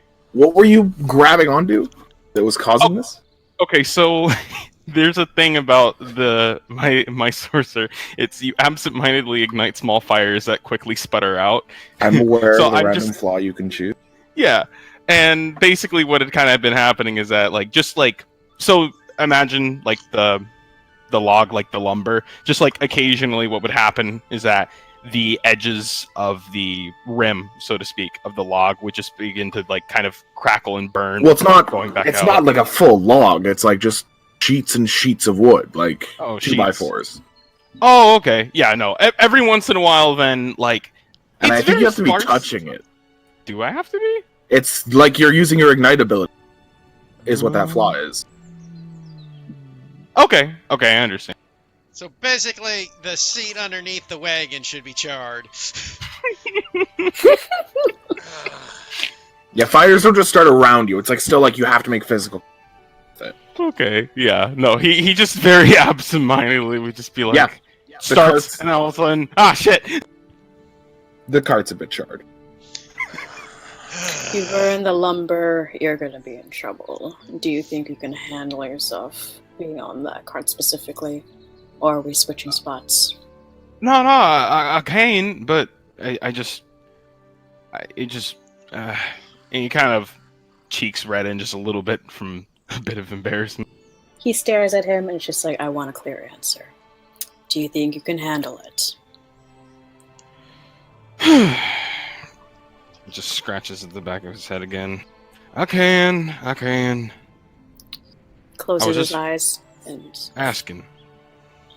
it's fine. But you know what happens when fire touches wood. I don't need to explain that, so as long as you keep yourself in check, you can stay there.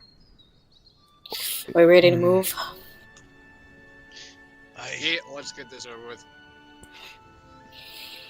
Alright. He smiles after a short bit of looking very downtrodden, and he's like, "Yeah, sure, let's move." Moonstone will just kind of look at the passenger, at the escortees, and just say, "All right, we hit a bit of a snag in the road, but we should be good to go now." The dwarves look mostly okay. The gnomes definitely are. Like you can tell he's a bit of a worrier. But Tesla just kind of like, all right, great, good to hear. I'm happy to hear it. Yep, took care of it before it got to us. Sure.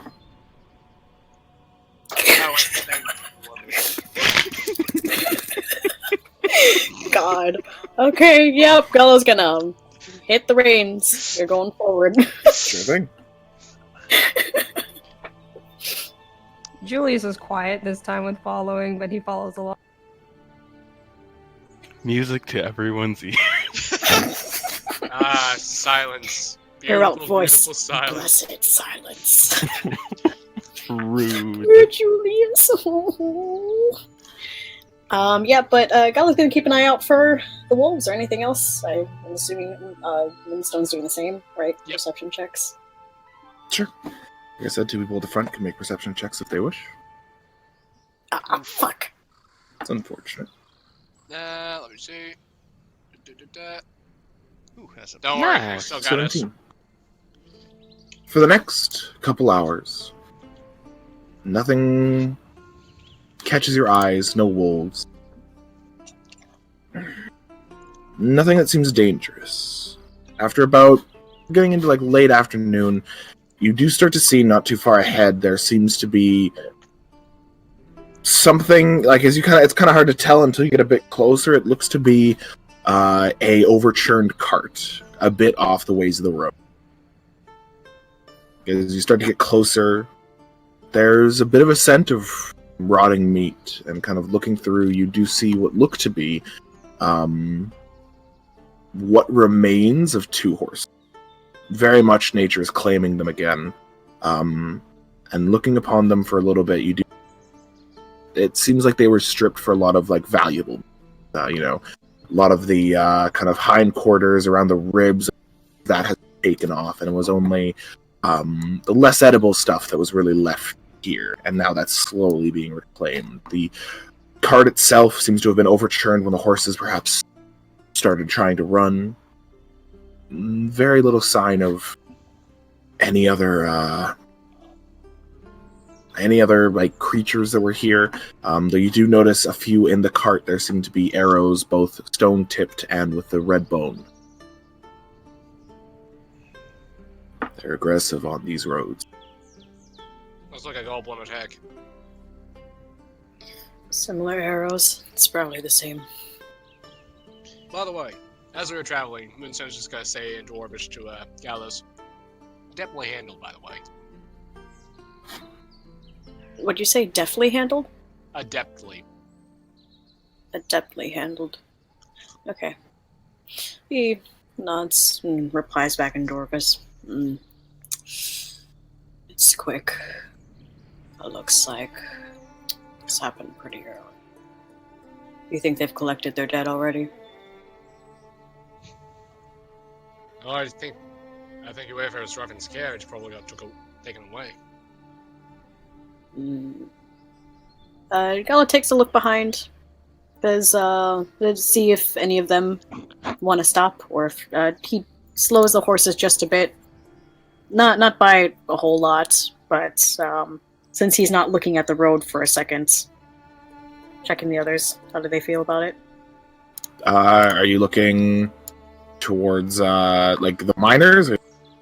The others in the party. Basically, because the last time something happened, Moonstone said to stop the cart. So, if he's gonna see the others possibly wanting to stop him since he is in the front. What's happening? Oh, shit! Here, let's stop the car. Yeah, so you want to take a look ahead again? Alright. You sure this wasn't just what the goblins did before, or something? You know, So what we see is two horses with arrows in them, eh? You say? Two horses stripped for most of their meat. A cart with some of the same arrows that you had seen from the goblins. Most of everything else has been taken or stripped. The cart, from what you could tell, maybe carried supplies by its size. Yeah, so we had this was an ambush set up that killed a previous group. You could assume. Yeah. How decayed, or I guess how many days does this look like this passed by? Since it's an animal, I'll say you can roll either nature or medicine. Nature or medicine? Let's try. Hey, I also tried to evaluate. Oh, Two. wow. You kind of like breathe it in and look to the meat. Very little like flies and maggots, like you already see those. But there's no like actual signs of any of the slower kind of reclamation. You get the sense this was recent, probably within a day or two. All right. He relays that back to the others. Happened recently, a day or two ago. Whoever attacked them is probably Not here anymore. not here anymore. The goblins earlier did mention that others were looking for more meat and such. You think there could be more? Because if that was the case, I mean, you already handled it. No, those were only two. It seems like they were implying there were many more of them. And Moonstone, you said, Gala would know that they generally have tribes and stuff, right? You rolled pretty high earlier, right? 15. Yeah, 15. Yeah, you would know for the most part. Goblins do kind of do often kind of are family bound, so to say. Like they're a very kind of like close knit by birth race. Okay. So yeah, you could assume that there's probably more of them. All right. Yeah, he doubt says. Two goblins did this to the car, did this to the dogs or to the horses. Let's keep moving. I don't want to stay here too long. Are there any bodies in there? Looking through, you see a bit of blood splattered. What it's from could be anything. Could be the horses. No signs of bodies, though. All right. Well, goblins won't be eat or enslave type. They ain't gonna leave anything behind. He shrugs then and just like, well, if anyone was looking for them, looks like not. Can we move ahead now? Yeah, let's keep moving. That'd be best. All right. Or keep moving and... It's the reins again. All right. Right. With that, you continue on the road, pushing further and further past a previous clear attack against some unfortunate soul. Moving forward to the trail, you eventually get to a point where you can see pretty clearly that this is kind of the resting stop. A lot of folk travel, like the only road to Teleburg is this road, and so those that do rest on the road often take a similar spot. You do kind of see a ridge kind of breaking free of the tree line where it seems to be there's a bit of a camping spot that you could camp somewhere different if you like. The sun is setting, though, and soon it will be dark. You can choose if you wish to set up camp here, set up camp somewhere else, or attempt to push through the night. Pushing the horses and yourselves a little bit hard in hopes of getting to Teleburg a little bit earlier and perhaps a little bit safer. I think we should probably set up for the night. Traveling in the dark with goblins is a bad move. Agreed. I can keep an eye out, but I don't know about the rest of you. No, we should keep a camp going. One moment I'll get ahead. I'll set up a decoy. Sounds good. And I look into the cart and just say in Dwarvish, alright, we're going to be setting up for the night. The rest, if you lot want to stay in here just for a little extra safety, perfectly fine. We're going to be keeping a watch out through the night. Grotus looks over. No campfires! As he starts walking off. Xavier's lip twitches, but he smile, does not move. He notices that. Grotus stops and goes, Xavier, with me for a moment. All right. Sure thing. Walks So, over. again, you're still flanked on either side by woods. Where kind of are you looking to set up a decoy camp? So I want to set up. Now we're in the woods. You said I'd like to pull the carts off if we can into kind of a hidden area, so they're hidden, and the horses off to the side, so they're not so obviously in the center of the road. I want to set up a decoy camp across from where our setup is, about 300 to 400 yards away. So if they scream, we should be able to hear them to give us an alarm. So as a note, you've only got about maybe 80 feet between these two. Clearly, like it seems like the forest was very much made for Teleburg, cut through for Teleburg. Yeah. Or the path that's been traveled here. So if you are looking to do one about 400 yards away from this common camping spot, it will almost certainly be in the woods unless you're looking to go further down the road. That's up to you.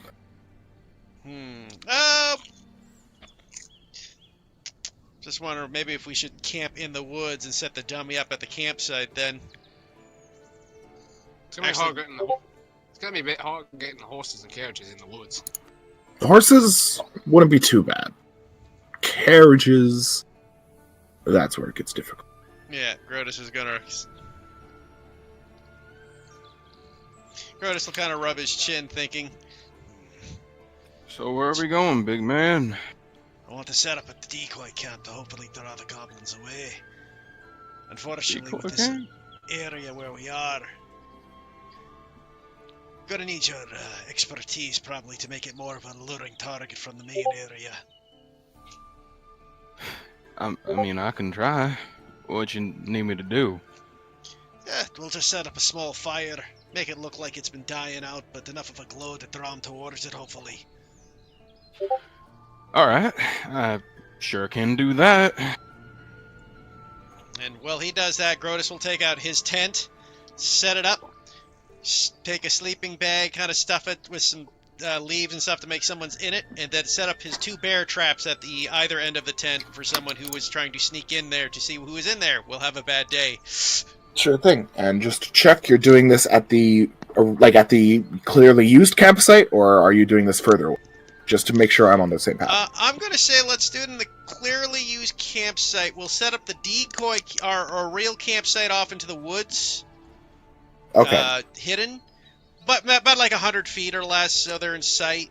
And make the fake campsite there with a few fake tents with the bear traps, and kind of look like there's people there with the wagons, but with us still in sight of the campsite. Okay. Wait, I think it's... Whoa, Sure they're gonna steal our wagons if we don't. Well, we don't have the horses. The horses aren't at the wagon. Yeah. Goblins aren't going to be able to haul away hundreds of thousands of pounds worth of wagon quickly. Yeah, but they might steal the material that's in the bigger one. That's why we're going to keep an eye on it. This is to make them come here instead of come to us. The fire will be here to keep the glow going, so we'll be able to see it when they enter, giving us full I vision think I of them get it. instead of vision of us. You get it? Yeah. Yeah. Also, why don't we just set up like a couple of tents? Seems a bit reasonable. Aye, that's what we'll do. Some tents with the wagons. Basically, I want the goblins to think that this area is...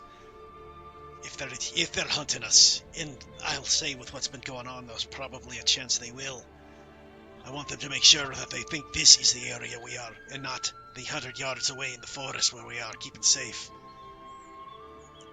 Yeah, but I don't want to put the carriages out there just because. Well, first off, these carriages giving escortee some cover. He looks at you. The trees will do the same. If you want to pull the small carriage off to the side, we might be able to handle that. Interesting, you We might. Grotus. This is kind of more your field after all. Looks over. Alright. We can pull the small carriage off if you still want the people in there to keep them safe. I'll prefer that, yes. Fair enough. Okay, we'll see about pulling the small carriage off to the side. Roll just a general. I have no idea what skill this would be to try to get a carriage Strength into to the woods. just kind of pull it over. Sure. guess. I'll give you that. Is it just general strength or athletics? Just general strength. Yeah, fair enough. Oof. Of course I roll terrible. Yeah.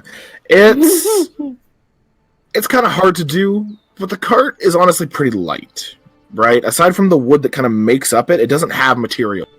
It doesn't have people in it right now. Unhitched from the horses, like a person could pull this cart. And kind of, you're a bit of a heavier guy. You kind of manage to push it and kind of like lift it over some of the roots so that it doesn't get stuck. It kind of gets in there, but you kind of get to a point where it's like, okay, I shouldn't go further because that is just going to be too much work to pull it out later. Like, you spend probably about 15 minutes kind of just getting it a decent ways off the road, so it's not immediately visible. Okay, so it's Like, off the road. actually is kind of the big- looks. Yeah, you definitely get it off the road. Right. And well, we'll set up the fake campsite after that and get the dwarves and gnomes ready for sleep. Sure. You don't have to get them ready for sleep. They can do that themselves. I do. Don't forget to brush your teeth. Make sure to Fuck wash your you. faces. Use the So. bathroom before we get on the cart. We're not stopping once we get going. But Dad, I'm immediately regretting starting this joke because all of you take it too far. So, you kind of set it up. For the most part, the dwarves offer to watch if you want help doing watches, but it's up to you guys. You kind of pull your side away, and it's easy enough to, put those bear traps in place. You eventually kind of, the sun goes down low. Whatever light remained now appears except for the small dwindling campfire that you yourself have set up as a trap. With that, we're going to take a 15-minute break. Oh, sounds Alright. good. We'll be back at the 20-minute of the hour. Sounds Okay. good. I'm pausing the game. Remind me to record it when we're done. When we're back. I will maybe. No, I'm more Wait, did telling- you say 20-minute of the hour? Oh, what a shame! What a shame! it's almost like that's how I feel every time Klaus is upset. He just Yeah. fucking stops. Shuts He down. disappears as a character. Yeah, basically. It's just like so many moments where if he were cheery, I could make comments, but he's not. He is annoyed. I'm really glad you're sad right now. Just so glad. Fucking awful. I just, BB. I'm so sorry I made you sad and mad and annoyed. Well, don't be sorry. They built someone who's not an adventurer. All right, we built adventurers. They did not. Not our fault. I built an adventure. Just there's a lot more to him. There's a lot more to He's like Merrick. He doesn't want to kill people. He's like, if it's a sentient creature, he's like, let's try not to kill it. There's I think more it's- to it than that. Yeah, it's more like, everybody grew up off different feats of heroism. Xavier is a little bit more sympathetic, but Julius is like, that's not how it's supposed to go at all. They were innocent goblins. They didn't do anything. Also, They does didn't anybody provoke. want a video of a pit bull with a big ass head? Yes. Yeah, no, that's always a good one. But yeah, basically, if it was He's like, getting oh, the the scrub. basically, if it was like, oh, the goblins attacked us, then he's just like, okay, yeah, that makes sense. No, fuck that. Preemptive strike. We're not gonna let them get the drop on us. Mm. It's a giant. Oh my god, his head is huge. Oh my god! Ah! More than him! He's That like, head "Rah, smushy rah, face baby." rah, rah." But yeah, like he's a very good boy, and like usually it makes sense. Like, yeah, they didn't attack, they didn't provoke. It wasn't self-defense. Then why bothering them? But Yeah, Exactly. Moonstone's like, no, they're But the a others- threat. We're getting rid of them. yeah, in Gallo's case, he's just if you've seen pretty neutral. He's just kind of they may not be a threat now, but they're going to be a threat later to either us or someone down the road. So Julius is literally seeing this as like, oh, there's a serial killer on the loose. Must kill all the let's kill all the humans. We'll eventually find the one we're looking for. God. That's how he's seeing it. And he is a fucking idiot. Everyone keeps calling him an idiot. He has an intelligence of 15. He's a fucking idiot. I mean, You- Gallo said very Your intelligence specifically. means nothing if you do not apply it. He's naive. He's not an idiot. Yeah. Yeah, like Gallo said, he's not dumb. Yeah. Just tell him the truth, and he's gonna learn it on his own. If you want an idiot, Grodus was very much against the idea of lying to him because he couldn't see it ending well. It's like he's an adventurer. Either we deal with this shit now or later. Yeah. Hence Moonstone did not wanna deal with it necklace now. of ears. Moonstone's like, I don't need this guy shutting down on me right now. Like, he's an asshole, but I don't want to hear about him going, oh, we shouldn't have killed them. Him being quiet, Moonstone's like, this worked out better than I ever thought it would. His dreams have come true. Judah, I got a question. With a shipping calculator, are negative points a thing? 0 points are a thing. Hey, listen. Got it. I didn't say this. I mean, Moonstone didn't say this. I did. Moonstone has said some things. Yeah, and you know what? You fucking said I was a fucking animal driving more animals. So you know what? Fuck you. True. You To be fucking fair, though, racist ass piece of shit. one thing I gotta say though is Grotus is very impressed with Gallo at this point. There was some major Yeah. respect gained there. It's like, man, if he had saw that, he's like, that is impressive as fuck.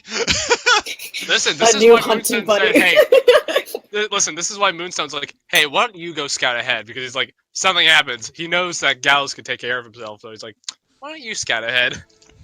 Gallo with couple this. arrows. Whoop, whoop. I hate it here. Yeah, Zaku, that was totally boss rogue style. The 2 arrows. That is exactly what they're meant to do. That's Yes. so cool. You rolled Wow. max damage, and I'm just like, I'm proud of you, my son. I thank you, Father. That was cool, though. I got to see what the heck these actually mean, and I should probably put that in my sheet so I don't have to type out roll 3d6 plus 5. Wait, so can you explain to me really quick where, because in Seek Attack it says you can deal an extra 2d6, but where did the 3 come from? That's Your your bow. bow damage. Oh, so plus 1 means...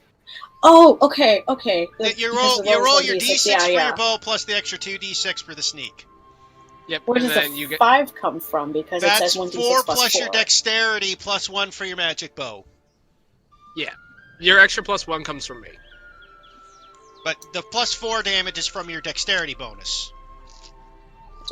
Oh, okay. Like just like Okay. with it's just like with your strength bonus when you're playing Tenzing. Tenzing, yeah. Okay. Oh, speaking of, to both Nikki and Heath, so Jane and I were going back on my subclass. I don't remember how we got there in the first place, but we had this conversation. But like, we were rereading on the page, and I've been doing it completely wrong. I've been playing it very, very wrong, and now that I'm just a bit more experienced of a player, I also realize that subclass does not fit Tenzing, like, at all, especially with the way I've been using how he fights. And I'm wondering if there could be a ways for him to change his subclass, whether through plot or something. Because I do have some plans for him ahead, which I also need to discuss, that we can discuss later. But yeah, mechanically speaking, he needs some edits, and I was wondering if I could, get some workarounds for that. I still need to decide if I get this approved, looking at other subclasses again for fighter, and probably staying away from homebrews, and get something official, like, I don't know, Scout or Samurai, because I remember, Heath, I think you also mentioned Samurai to me before, plus Scout, and I had some suggestions to look at those, among other things. Scout is And a Cavalier. rogue subclass. Okay. Yeah, like, I just need to look at everything, and I'll probably have extra help and, input from you guys, to see which one may fit him better, both story-wise and mechanically. Do you want to be a cavalier? Be your own mount? That'd be amazing. I'll need to think on it. Okay, because the thing is, like... Can I add something? Yeah, go ahead. Yeah, because basically, it was fun, right? Because I remember I was just talking to Zaku one night, and I kind of like them. I don't remember exactly how the conversation had kind of come up, but I remember that you had sent me like the whole misery code thing before, Nikki, and I was just like, oh, let me see this. And then I started looking at everything, and I was like, wow, this is like really interesting. I wonder if I could use this at some point. And then I looked at it, and I was just like, oh no. Oh no. Because after hearing a little bit about what Zaku was saying, I was just like, okay, so number one, they didn't actually know that this is not an official means of forum. This is actually a subclass, a homebrew subclass. I mean, I generally knew it was a homebrew, but I didn't, know how homebrew Yeah, we set that as the subclass. Yeah, no, Yeah. I know that. It's just that when I looked at it, not only did it not at all fit who he was mechanically, but also thematically as well. It just completely stuck out. And then I realized I was like, why is it that he always uses this one feature, the brutal strike thing? And then I realized not only was that being used incorrectly, because there's this whole mark thing you gotta do that's, by the way, super clunky, like ranger type clunkiness, except actually terrible. Yeah, And it's been a while since it's I've looked at that thing. I gotta. If you send Uh, that to me again, I'd like to take a look. it's Yeah, very basically- convoluted, Yeah. broken, but not in the good way. It's basically I've been playing it wrong. Like I know that's on me as a player to like read the subclass properly, to like use it properly, but I also like it was. I guess I don't know. Like I guess it was never looked back upon until I realizing like, oh shit, reading this again. In this case, the subclass works where I'm only allowed to target if I want to use any of my strike maneuvers, which I guess essentially are my feats. I have to target one enemy and one enemy only, and until the enemy is down, I cannot choose another target. For the rest of the encounter, the entirety of that skill base is moot. It no longer is available to be used. In this case, if you were to yeah. fight 8 goblins, you could only make one goblin your nemesis, and then it becomes completely unusable otherwise. I'm willing to make adjustments to it, but a full subclass change is something I gotta think on. Okay. I mean, like, I'm willing to, like, if he needs to find a mentor or something and be like, this isn't working out for me, I'm willing to do that because I know that this is something that's already been happening throughout the game, so it's not like I can just suddenly change on the spot. Like, I totally understand that. That is But- a nice thing about... Or go ahead, Michael. Well, I was about to say, if you want something that's similar to what you already have thematically, I know I joked about it earlier, but Cavalier actually wouldn't be bad because their whole thing is about marking one target to sort of kind of pin down. They do things to kind of like shield their allies, which Tenzing has already been kind of doing in combat. They basically are good at just holding down one enemy, which is what Tenzing's been doing anyway. Well, not exactly, because like when we are in group battles, so wherever he moves is who he's going to target. At least that's how I've been playing it, because I don't want him to only mark one. Because No, but then it's just well, once that enemy is dealt with, you can then move on to the next target. Like it. That's how Tenzing has been playing, but it also has to do a lot more with his backstory. And the thing that this is just like for you, Nikki, to think about, but like it'd be different if it was like Tenzing was a sorcerer where the magic is ingrained into you. You can't exactly change that. That's kind of also the beauty/aesthetic of sorcerer. The nice thing about fighter is that the only thing that separates fighters from other fighters is how they engage in combat, most particularly. So, like, as far as story reasons, because I know that you are a very narratively driven person, one of the ways that you could potentially do that is if you were to encounter a mentor or any type of real big change that causes him to divert from his current path. And like redefine his fighting style. yeah, and one of I the know you things don't like with, to retcon sorry, things, keep so that's just a thought. yeah, like I don't plan to retcon, but he is growing as a character, and I've been a bit sparse lately. Mainly, a lot of it comes from player insecurities and me having to. I'll explain it at a later time, but basically, I'm sort of unlearning some behaviors of mine that has nothing to do with roleplay, but just more of allowing myself to say things and do things, and also just let Tenzing be Tenzing and not me overthinking, and playing D&D as it should be played and not like a video game sort of thing. So, fluff-wise, I have plans, and that in turn, with his growing development as a character, he is starting to look back on himself, basically, and it's just like, what I'm doing isn't working anymore. So he's going to find ways to either just fix himself up or change things, or if he finds the opportunity, maybe he might learn from somebody. I don't know how that's going to work, but yeah.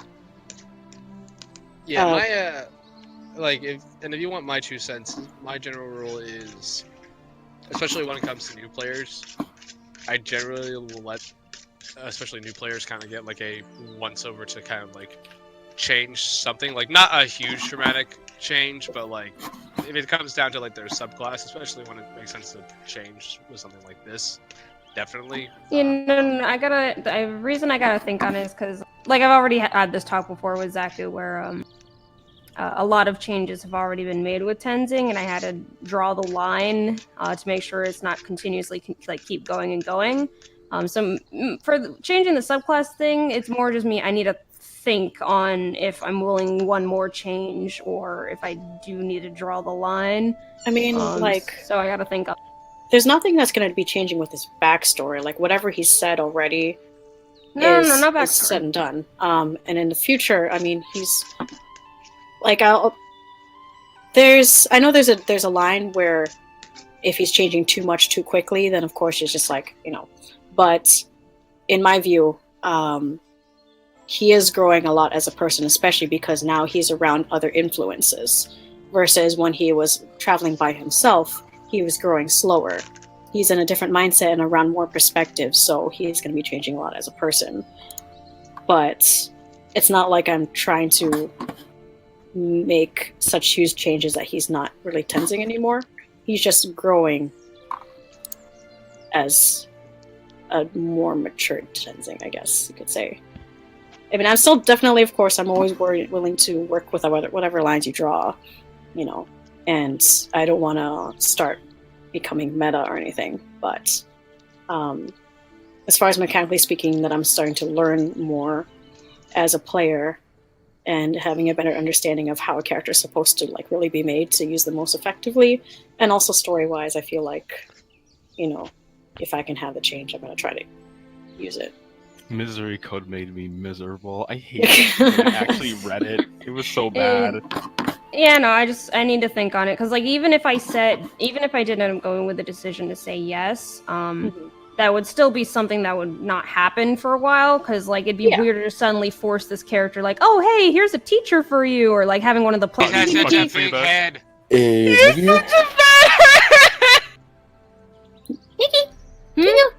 Are you here? Okay. Yep. But yes, thank you.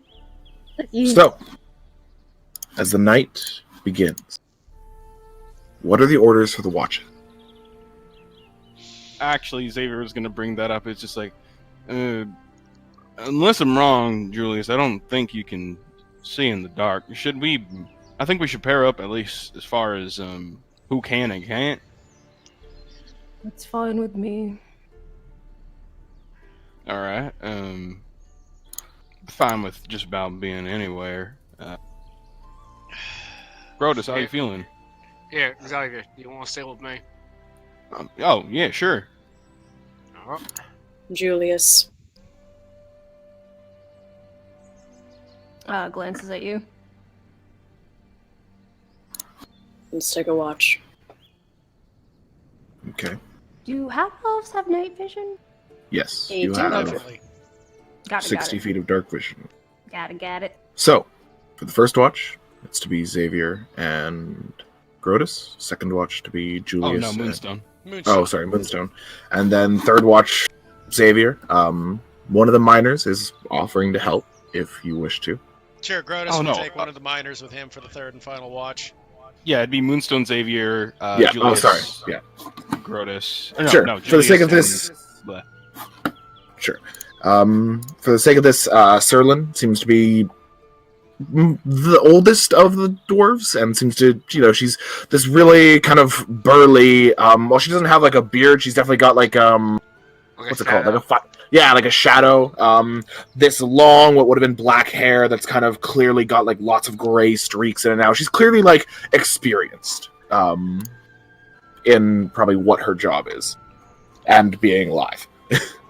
So yeah, she'll offer to take one with you.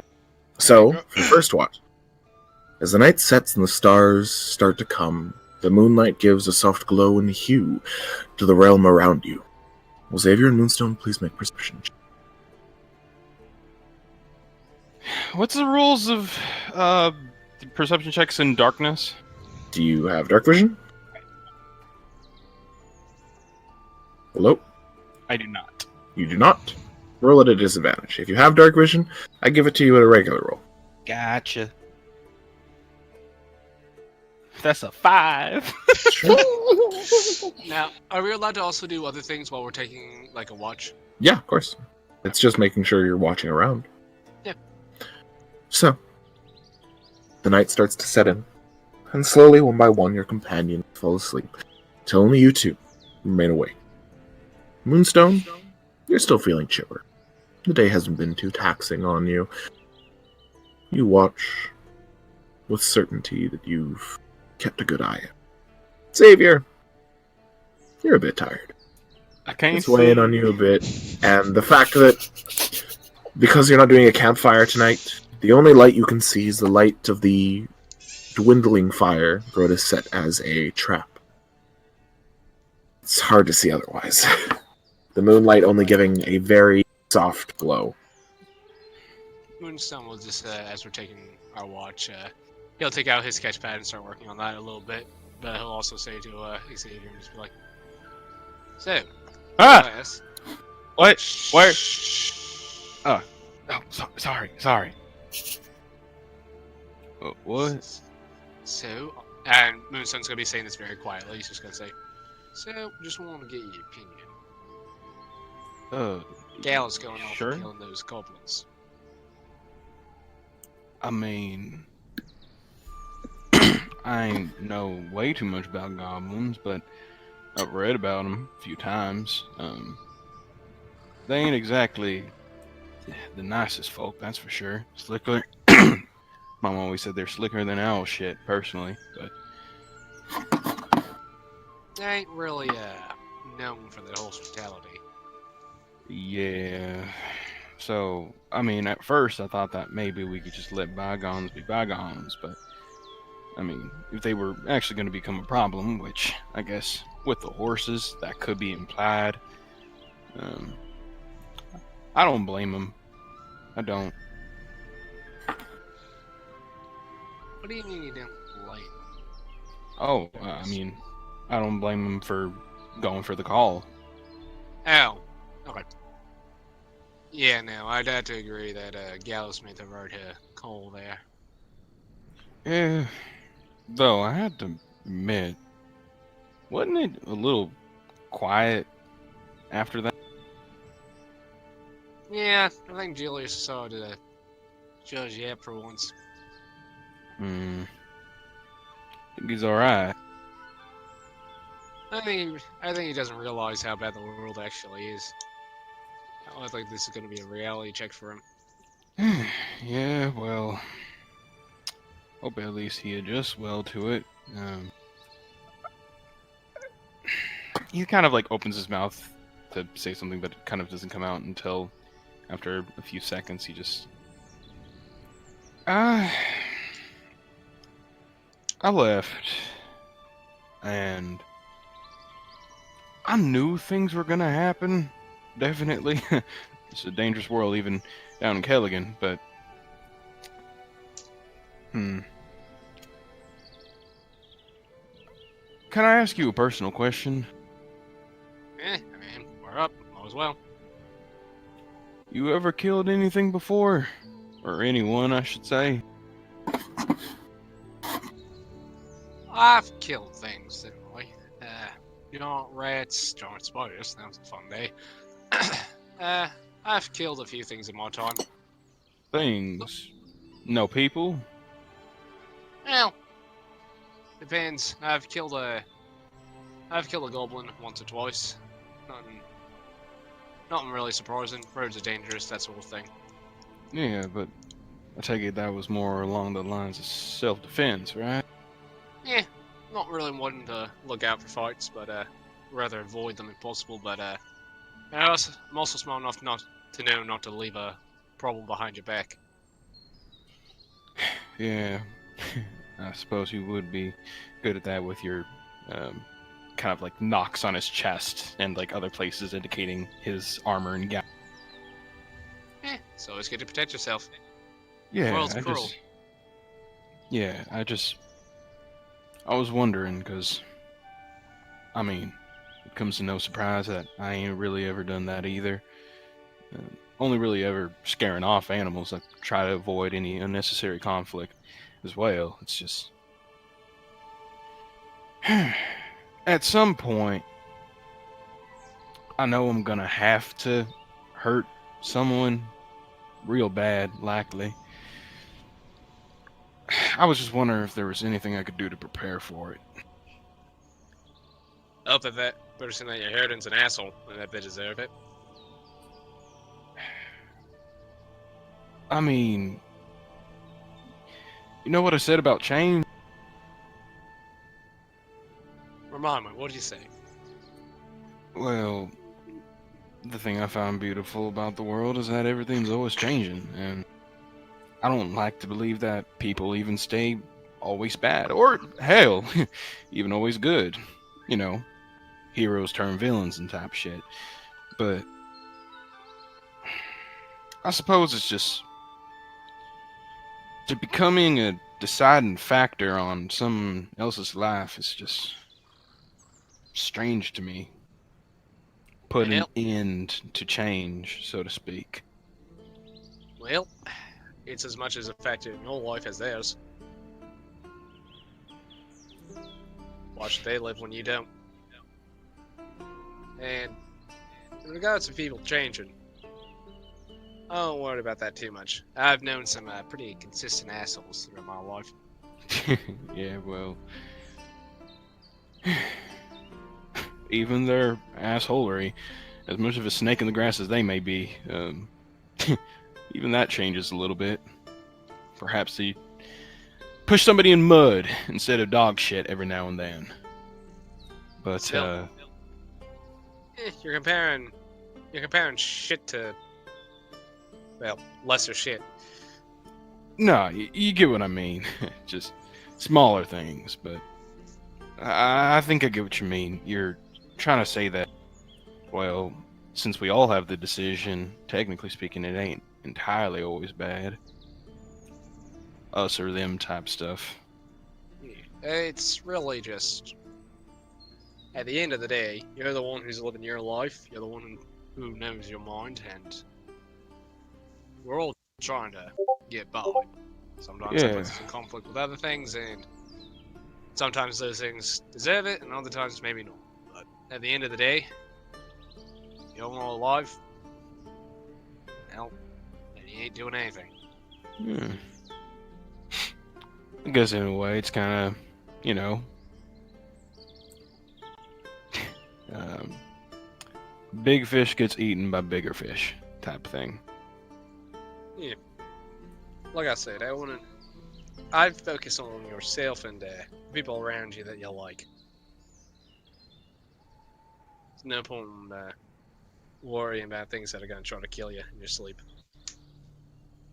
Hmm. Thanks, Moonstone. Yeah. Honestly, you don't seem like a bad guy, so hopefully anything I say might bring comfort to you. Well, I'd appreciate it. I know. Can you? He kind of like puts a hand to his chin for a moment. I'll let you ask one insensitive question if you want. Oh, thank God! I was just about to do something. Alright, let me hear it. You get a free pass today because you've been good so far. I was just wondering. Do you like fish? Well, considering I grew up in a city, port city, yeah, I like fish. It's more of a taste thing like anyone else. I'm sure people who grew up in the middle of nowhere, not near any, oceans or anything like that, probably don't care for seafood, but I did, and so it's what I ate, and it's what I like.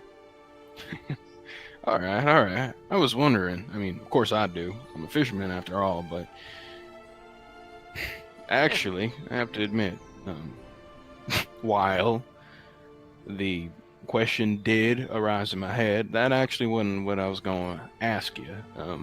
I see you fiddling with that there notebook, and I was wondering if maybe I could watch you. I probably won't understand way too much, but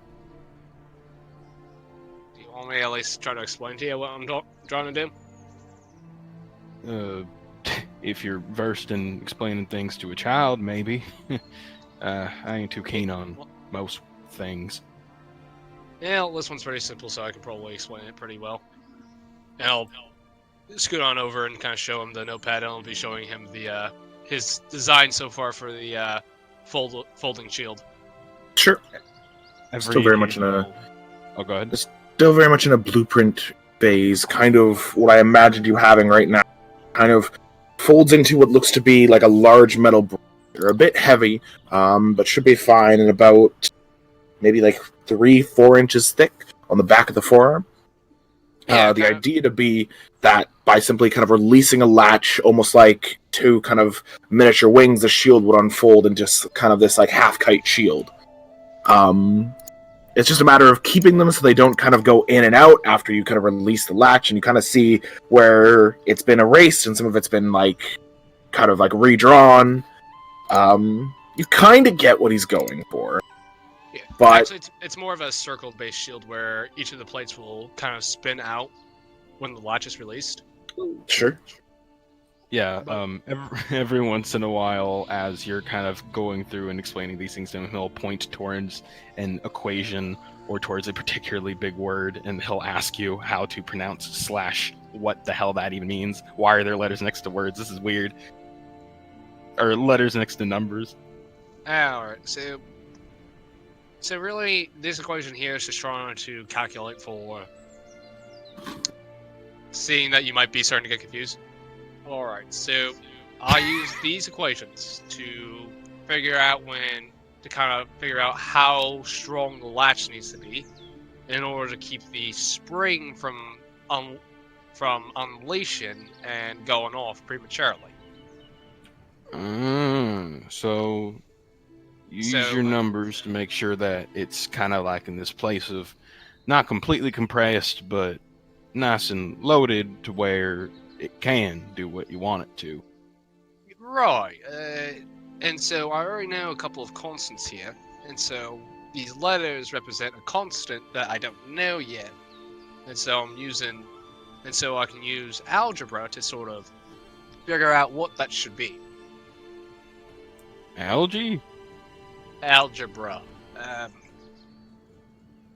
And he'll just kind of get a stick and start like drawing in the dirt and just kind of like draw a graph and just kind of start explaining the premise of algebra and how to find missing variables by shuffling around the equation, the whole 9 yards. You can see him looking directly at your eyes as you're writing this down, and he's just gonna kind of quietly say, while your yellow eyes are nice and glowing, they're definitely not bright enough for me to see what you're. And he just kind of, you can see his eyes, his pupils fully dilated, but he's looking back and forth, clearly missing the areas and just unable to see in this darkness. Right. Oh, shit, right. All right, let me explain. Okay, let me give you a really easy example that you can visualize in your head. All right, I'll try. So let's say I have 2 plus a variable x is equal to 4. What does that variable have to equal for that equation to be true?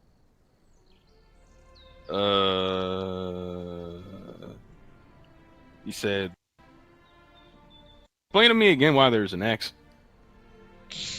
The x represents a variable in which I do not know what it is yet. So it's kind of like, oh, okay. So it's kind of like a missing puzzle piece. Okay. So if I have 2 plus some number and it equals 4, what does that number have to be? So it's like, so you got 2, and the other ones are in the pond, but you actually need. So it's another. Wait. He's like. You can see him kind of like he's messing with his fingers, even though he can't actually see them as far, even though he's like very, very close to his face. And He like looks legitimately puzzled. Every once in a while, there's like a small puff of steam that literally does leave his nose or his ears. But is that another 2? Yep, you got it. For a moment, he forgets that you can see him, and he just kind of does like this rapid fist pumpy thing in his celebration before the idea that you can probably see him kind of comes back, and he stops abruptly. Now, how did you know that it was 2? Well, the way I saw it, right, is that it's like, there's 2 fish, and there's actually more, but they're still inside of the pond. But you have the aftermath afterward, so I was thinking there had to be 2 more inside of the pond. I think that's how I did it. Yeah. Alright. Now, do you want me to tell you how I'd solve that? Sure. Alright, so when something is equal to something else, that means that we are saying that the 2 statements on either side of that equation are equivalent. So, you would agree with me that if I do something to one side, as long as I do the same thing to the other side, that they're still equivalent. I mean, yeah, you take 2 fish out of the bucket, then all of a sudden, it don't matter on the other side, so... this math stuff's beginning to make a little bit more sense. Once there's some light that we can work with, and we're in a safe environment, I'll give you a little lesson. But really what I did was, so the goal of algebra is really, when we only have one variable to work with, usually x, we try to get x by itself so we know what it is. So in this case, since it's 2 plus x is equal to 4, what I could do to get x by itself is I can subtract 2 from both sides to get rid of that 2. So it's really 0 plus x, which is really just x, is equal to 4 minus 2, which is just 2. And so I really have x is equal to 2. He's making like little swimming motions with his hands as he kind of like thinks about it really hard. Like really, really hard. He's not the sharpest tool in the shed. Very clear to Moonstone. Or the quickest salmon in the river. But it's very clear to Moonstone that is the case, but he's being patient and trying. That is beautiful. Oh. But yeah, no, he takes a bit of his time, but he's just like, he kind of nods in understanding.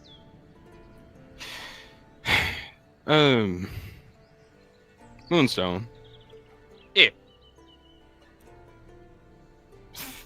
Thanks for being patient with me with all this. I ain't ever been really too good at a lot of this, but nice to know that you're willing. Honestly, the fact that you're conscious of your weaknesses, but you're still willing to learn, I can respect that. Yeah, I mean, it's a little bit difficult when occasionally, like, the letters kind of move, or at least in my head, but, I mean, it's easier, reading ain't too on difficult. Chalkboard. Right. But, now, the fact that you're actually willing to sit down and learn, I can respect that. He smiles at you. Well, smiles in your approximate location.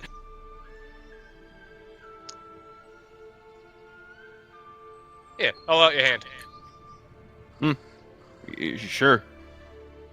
And Moonstone will grab it and shake it and just say, I like the cut of your jib. What'd you say? I like the cut of your jib. That's an expression I ain't heard before. What's it mean? I like your personality. You've got someone who's willing to take in the world. Why, thank you. I mean, you're not too bad yourself. Very inquisitive. I ain't been too keen on that, but for sure you definitely got a knack at it, especially with your... And he kind of like motions towards Moonstone's like kind of utility belt-esque thing. It's just like, especially with all your bottles and... Hell! I've always been a bit more of the acquisitive type, curiosity, that sort of thing. I just like to, I like to know about the world, try to figure it out, one bit at a time, sort of thing. Something's interesting and I don't know much about it, I just gotta learn a bit more about it. Feel the same. It's kind of, I'm trying to get out inside of the world. I'm trying to learn more about myself, and I can't do it right now because that might draw attention, as Gallo's been saying. But uh, he out of the he goes ahead and balls his fist and points the area where the pointer finger and thumb are wrapped around one another, and a single red spark leaves before falling onto the floor and simmering. I'm curious about that. Did you always have these powers, or is that something that developed later? Just kind of a kind of a gift from the mountains, I suppose. Ashes fell, and all of a sudden, everything just kind of changed. Did you leave home on your own accord, or? Oh no, I did. I decided to really, always looking up to heroes, and suddenly I thought I could maybe become one, or something like that, something good. And, well, yeah, I'm just learning about myself, in a way. Now, I gotta ask, this whole thing with being a hero, Yeah. how do you define a hero? That's a tough question, since everybody's got a different answer, almost, but I suppose to me, a hero, at its base definition, and mine by extension, is anybody who's willing to go to great lengths to make a good change in the world. It ain't always about fame or fortune. Sure, that can follow, but there's also such thing as unsung heroes as well. People who do smaller, what would seem to be insignificant things that actually end up making a lot of change, but they're called unsung for a reason. And if you end up being one of them unsung heroes, would you Well, be upset? I wouldn't say so. I mean, sure, the fame and fortune is nice, or at least it seems to be, but I said I had two objectives. One, to be a hero, but also to learn more about myself. So, if I really do make an impact, that's all I really care about. I'll learn more about myself and everything else as well. I can respect that answer. Me, I'm not really out for the hero business, I'm more of out to learn. Well, And sometimes you that have an requires funds. that's for sure, but I mean, hey, you're making a difference too with whatever doohickeys and whatnot you got on you. I bet that's going to change the world for some ways. Yeah, I'm sure I can make something that'll get people moving, but hopefully in the right direction, whatever that is. Right. I've got to respect the answers you've given me tonight. It was a mighty fine talk. Thanks for having it with me. Of course. Like I said, I appreciate the fact that even though you don't really know much about any gestures to him, realizing that he can't see him, says about my ilk, the fact that you're being polite about it, and the fact that you're being cautious about it, and the fact that you're willing to wait for me to tell you can ask a question. Oh, I appreciate that. Yeah, Mom always tried to get me to be polite, and I try to be, but I do have my slip-ups occasionally. Gladly, I really have it too much. The only real slip-ups I got is... And as he began to kind of like sit down, and his hands are kind of on the grass, and suddenly he feels heat emanating from his hand, and he just pats at the ground. These kind of slip-ups. Just be careful you're not going to set anything on fire. Oh, yeah. About the time that it happens, I usually notice and put it right back out, so don't... Alright. Do you have any more questions for me? I don't know. Is your whole scientific magic whatnot capable of And he kind of waves his hands in front of his face.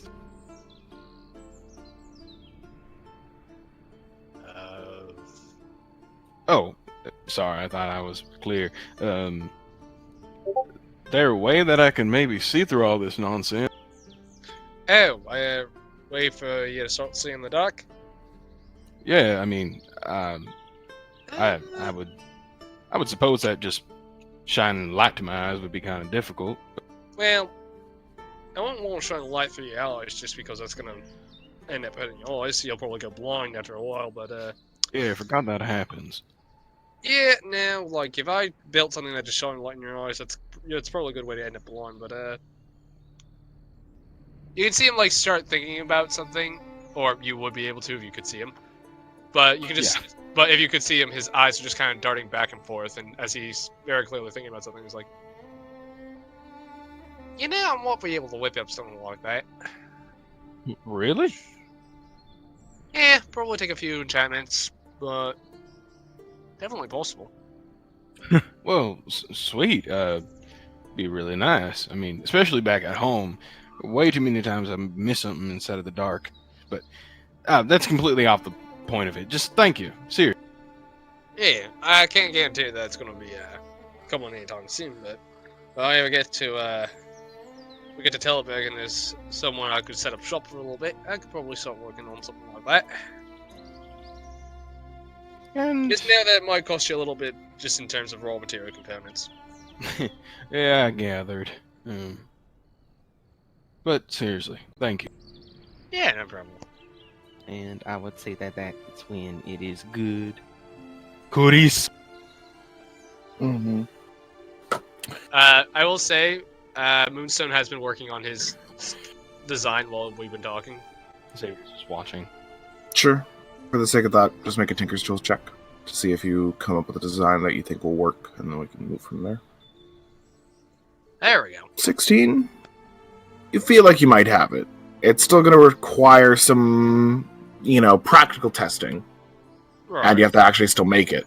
But you think you've got a design down, and once you're able to purchase supplies for it, you can start trying to work on it. Alright, sounds good. Alright. Hey, Xavier, With- good talk. He just kind of gives you a nod. With that, the first watch ends, and you're able to wake up Julius. And who was it again? Gallo. Gallo. Sure. You're able to wake up the two of them. Find yourself sleeping for whatever time remains in the night. And the two of you, without a fire, find your way to fall asleep. Or find your way to do a watch, so make a perception check.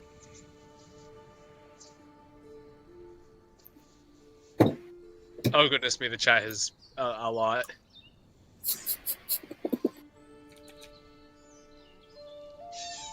Gallo? Oh, hi. Sorry, that was for me. Okay. Yes, I need you to make a perception. Sorry. Motherfucker, my perception's awful today. Sure. So, Though I Julius. do have dark vision, but Yep, still a 7. Vicky, I'm sorry I gave you more school. So, Julius, you can't rely on your eyes much here. The moonlight isn't nearly enough to tell anything aside from vague shapes.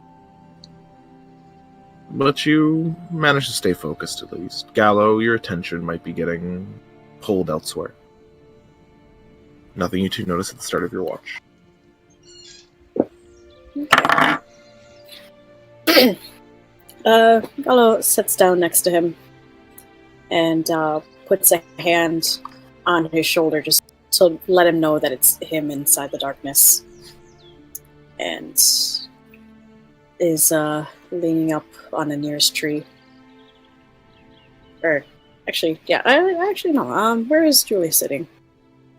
Julius is like arms crossed, or, back resting against one of the. We have the carts by us, right? You have one of the carts sort of by you. The other one was left by the potential, like the hidden camp or the Yeah, so by trick the camp. cart. Okay. And I guess, yeah, we'll sit next to him. Not facing the same direction, just so then there's more eyes on the general area. But Sure. close by him. And he pipes up. Well, you've been quiet. Oddly quiet.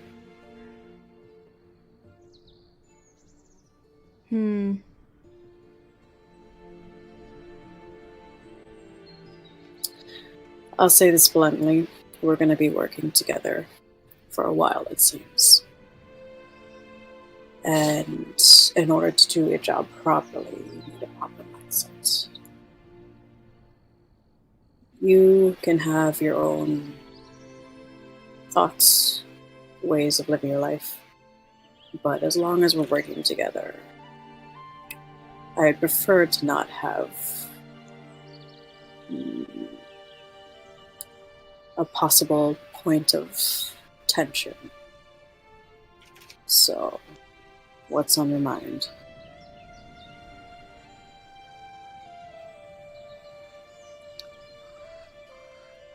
Is that a habit of yours? Killing first, asking questions later. Actually, no. I tend to do quite the opposite. Ask first. Investigate. I'll only kill if I think it's necessary. And he shrugs even though he can't see it. It's something that's going to cause problems later. And what made this situation different? Because they could have caused problems later. For us specifically, and for those down the road. Because they're goblins. Because they have been known specifically to be attacking people. If it was a goblin, it was a human. They had the same arrows, they're probably coming from the same tribe. He kind of scoffs at that. They say the same about orcs, and yet you've been getting along well with Grotus. Because I could care less about what race the person is. If you're gonna cause trouble, you're gonna cause trouble. Anybody can do that. You just said because they're goblins. Because contradicting your own words. Because the people who have been attacked in the past said specifically goblins. And I'm sure that there are plenty of people who said they've been attacked by orcs. Attacked by drow. Attacked by whatever other race. Does that suddenly mean we should kill all who fall under that line? I'm not following under any line. I'm taking the information that I have and taking precautions. You say that, and you said this was not one of those instances. Simply because there's been rumors of goblins attacking people. And there were goblins right there. There to immediately accuse. They were also goblins who were specifically looking for a hunt. Yes, they live out in the wild. Creatures that live out in the wild hunt. Tell me, did you find any dead animals around? I did. There's their hunt. Yeah, and so were the dead horses. Exactly. Along with the rest of the supplies. Now, I could be wrong. Someone else could have taken the supplies, and maybe they just took the horses. But in this specific case, I wasn't going to take any chance.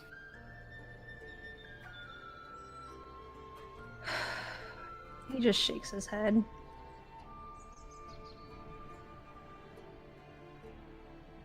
I understand what you're trying to explain to me.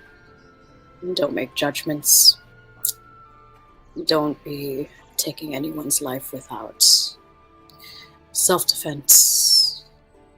Whatever lawful, moral thing you've got going on in your head. That's fine. You can live by it. But as of right now, all I care about is myself and this job. And getting it done. I've gathered that. However, like I said, as long as we're working together, I don't want points of tension. It's not going to change your view of me. It's fine. I don't care. But if you prefer for me to hold back and come to the group first for a consensus, which usually I would do, then I'll do that.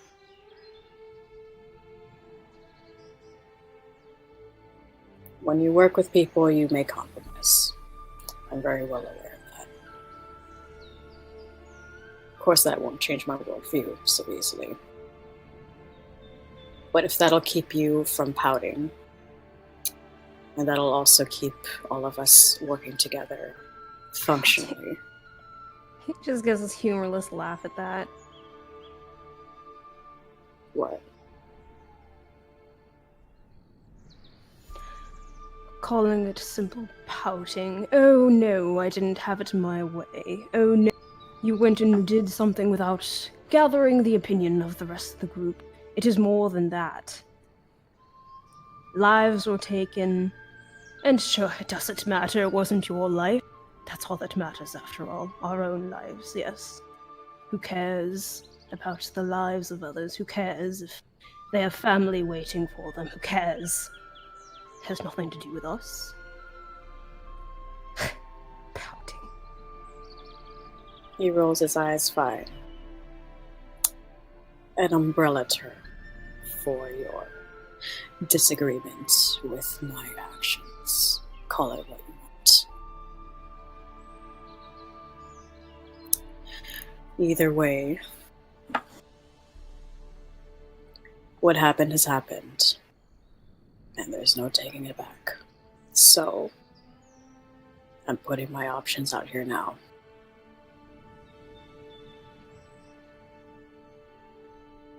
I am choosing to change my actions. Not just for you, but also for the rest of the group. Is there anything you would like for me to consider more as we're traveling together?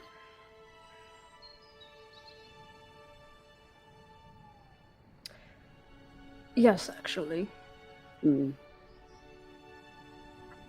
Arms still crossed, he glances at him with just this, still the unhappy furrow to his brow. I'd like you to consider that other lives are just as important as yours.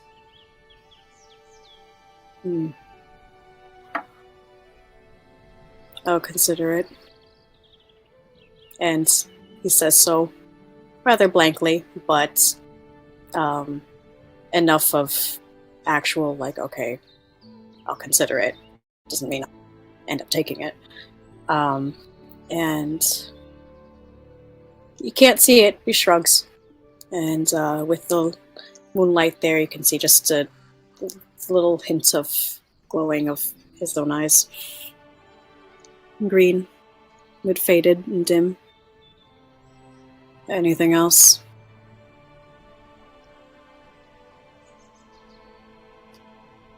At sort of the emotionless tone to the voice, he just shakes his head and turns it back in the direction of where he was initially paying attention.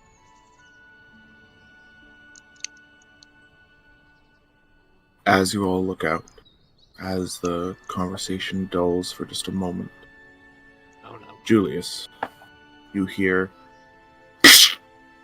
like metal snapping against metal. Julius immediately takes out his sword. Company. Gallo readies his bow. Even if it wakes the rest of the party, Julius is gonna call out, "Who's there?" Gallo will stay in the shadows. If you Probably want to attempt to stealthing. hide, you can roll a stealth check. Did that wake the party, by the way? that would be up to Julius. I shouted it out. If he shouted it, Grotus is on alert. I'd say he'd get up from that. Sure. Huh? I care a little. Yeah, if he shouts. No, it doesn't matter much to me. Yeah. Your head was yeah. sticking out of the what? Shh, what are you doing? I don't want to stay quiet. Someone's out there.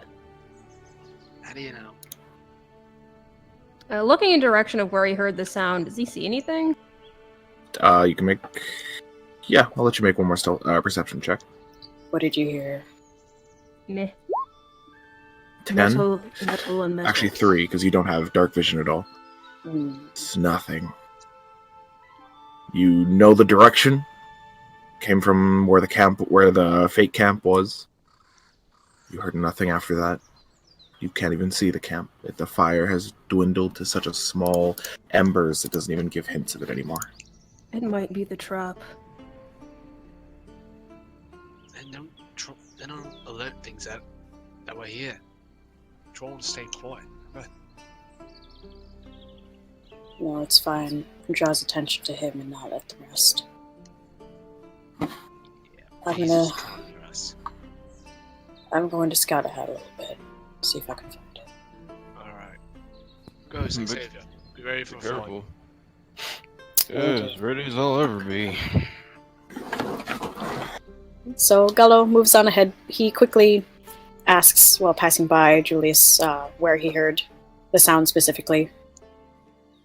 Julius gestures in the direction. Sure. And he heads over with his bow in hand. Sure. As you walk towards it, Would my stealth Holding- still apply? yeah, your stealth will still apply. Okay. You haven't broken out of it yet, so you continue moving. I'll let you make a perception check for me as well. You're just a straight roll. Finally! Hell yeah. From what you can see, as you look forward, like one of the traps was set off. Looking forward, you see what looks to be one of the bear traps that Grotus had set has snapped by the bottom of the tent, but there's nothing caught in it. He's going to keep an eye out for whatever set that off. Sure. Looking through, despite not hearing anything, unfortunately, it seems the camp has been ransacked a bit. The tent has fallen over. The sleeping bag scattered to the side. The cart still remains untouched, though. Ah, God. Okay.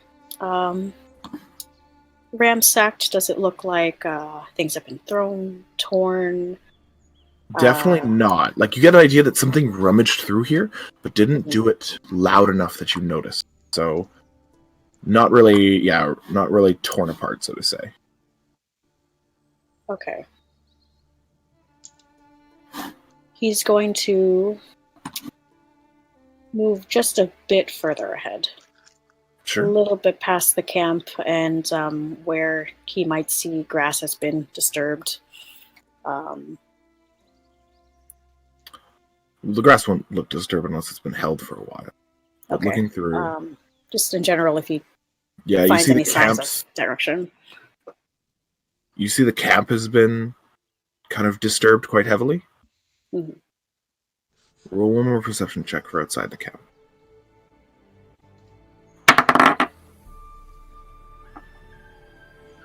As you kind of listen and watch, you step past the remains of the sleeping bag and tent kind of scattered around on the ground now.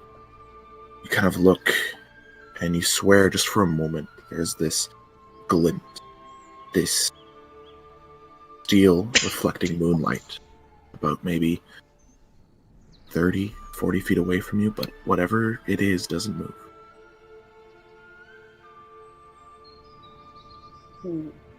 All right. He sees it there and he waits. Sure. You would also Then- notice, well, the 16, Mhm. it seems where the sleeping bag has been moved. There is something underneath it. Okay. How big is it? Let me take a little look. About maybe 2 feet across. Kind of barely perching up. Okay. Does he see any like hair popping out or like a head? Completely it's- submerged by the sleeping bag. Okay. He will then, remembering what he had said earlier, instead of attacking anything, he goes back to the group. I did not see what it was exactly. However, the decoy camp has been ransacked, and I believe there are 2 creatures there. One is sleeping within a sleeping bag about 2 feet long. I think I saw a glint of metal. It could be the sword of a goblin. It could be something else. Grotus gets up and he walks towards the camp quickly after hearing that.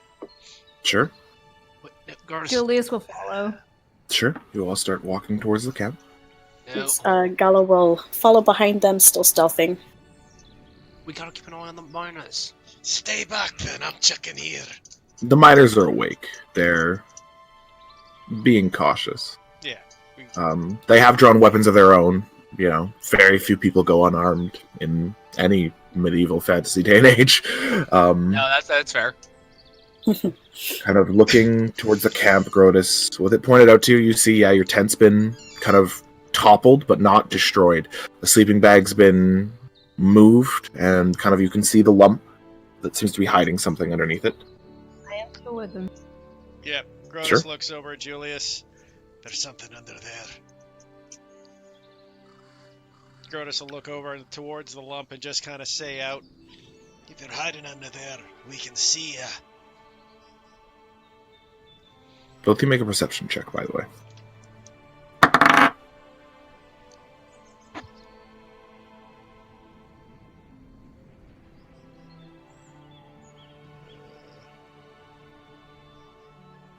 Grotus?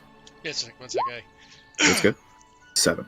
You kind of watch whatever's under the sleeping bag doesn't move. Julius, you hear it. There's movement around. Multiple creatures. They're around us. About maybe 60 feet out. Dark vision won't reveal them just yet. They are hiding, and hiding pretty well. Julius, you have an idea of where they are. An attack wouldn't be an advantage against you should you initiate combat, sort of thing. Julius will look in the direction towards one of the sources, and speak out. Are you looking for a fight? Because we don't want to.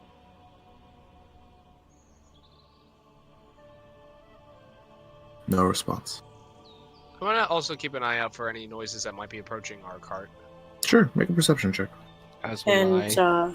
Gallo will climb up a tree that's nearby Julius and Grotus. Okay, good. roll a stealth check. It's a bit difficult climbing a tree and appearing stealthy because you don't have cover while doing it.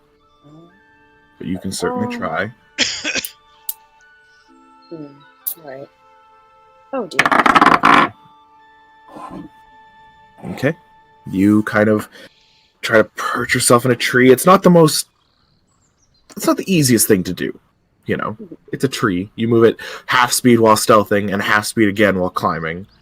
So it does take you a little bit, maybe 10 seconds to kind of pull yourself up in the tree, and you kind of sit amongst its branches, kind of trying to keep an eye out. Okay, he's just kind of using it as a perch. Sure. Whether he was seen or not, I guess in the end it doesn't matter a whole lot because eventually he'd reveal his position. So he's just waiting, watching. Sure.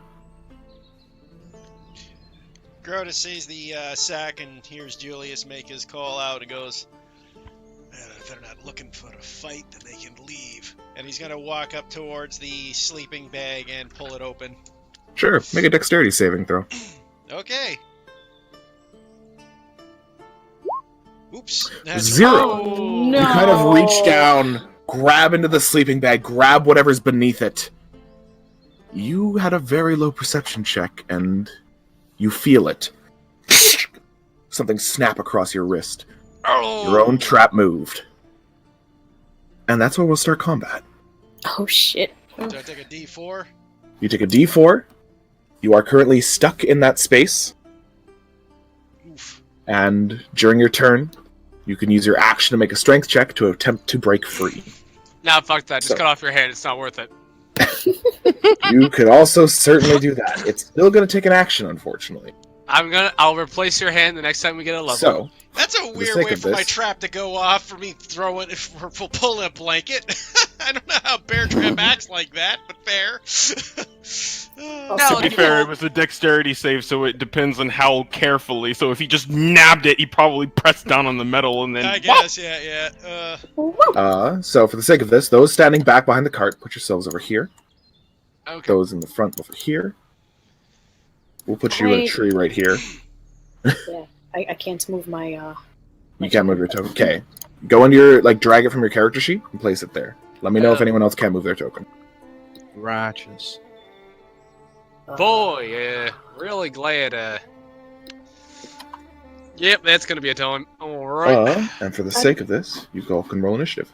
Also, is it possible that when Julius heard the clamp of whatever hit Grotus, that he could use his channel divinity? No, you would have to have called that before. Okay. I can't see my. Don't icon worry, for your some channel reason. divinity. You're right over there. Anyway. But it's blank for me. I can click on the Oh. token, but it's not It's not blank for me. weird. Refresh Can you your take it page, out there? Daku. Okay. Also, Nikki, I wouldn't worry. Your channel divinity is on a bonus action on both. You also haven't Yeah. taken a short rest since, so you don't have it back yet. Oh, even though I was second watch? Yeah, you have to finish the full watch. You have to finish a full rest before you get it. Don't get it halfway through. Oh, I thought that's with long rest. You are doing a long rest. Yeah, I mean channel divinity comes back on a short rest, right? Yeah, but you didn't take a short rest. You took a long rest. Yeah, you never finished resting at any point. Oh, okay. So sleeping and then waking up for a second watch. That's not the short. No. Okay. Short rest and long rest are different actions. A short rest is kind of taking a moment to catch your breath, taking an hour to relax. A long rest is literally falling. They're not the same, nor interchangeable based on choice. Ah, got Uh, it. Also, So- could you delete my old icon that can't Sure. move? Thank you. So, for the sake of this, Wait, Chris, I just noticed you have the title of Praise Be to Him. yes. That's what you're I saw that earlier.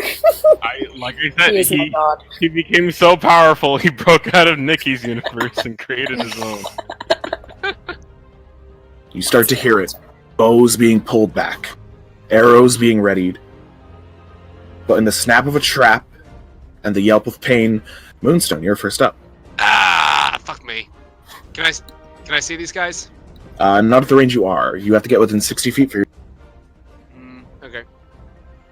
Moonstone will just say, "Stay here. I'm gonna go check out what's happening." You sure? I can get nice and bright over there. Yeah, someone's gonna keep an eye on these guys. Just make sure they're not getting in trouble. All right. I'll let you know if it's okay to come out. And he'll move. Alright. Can he...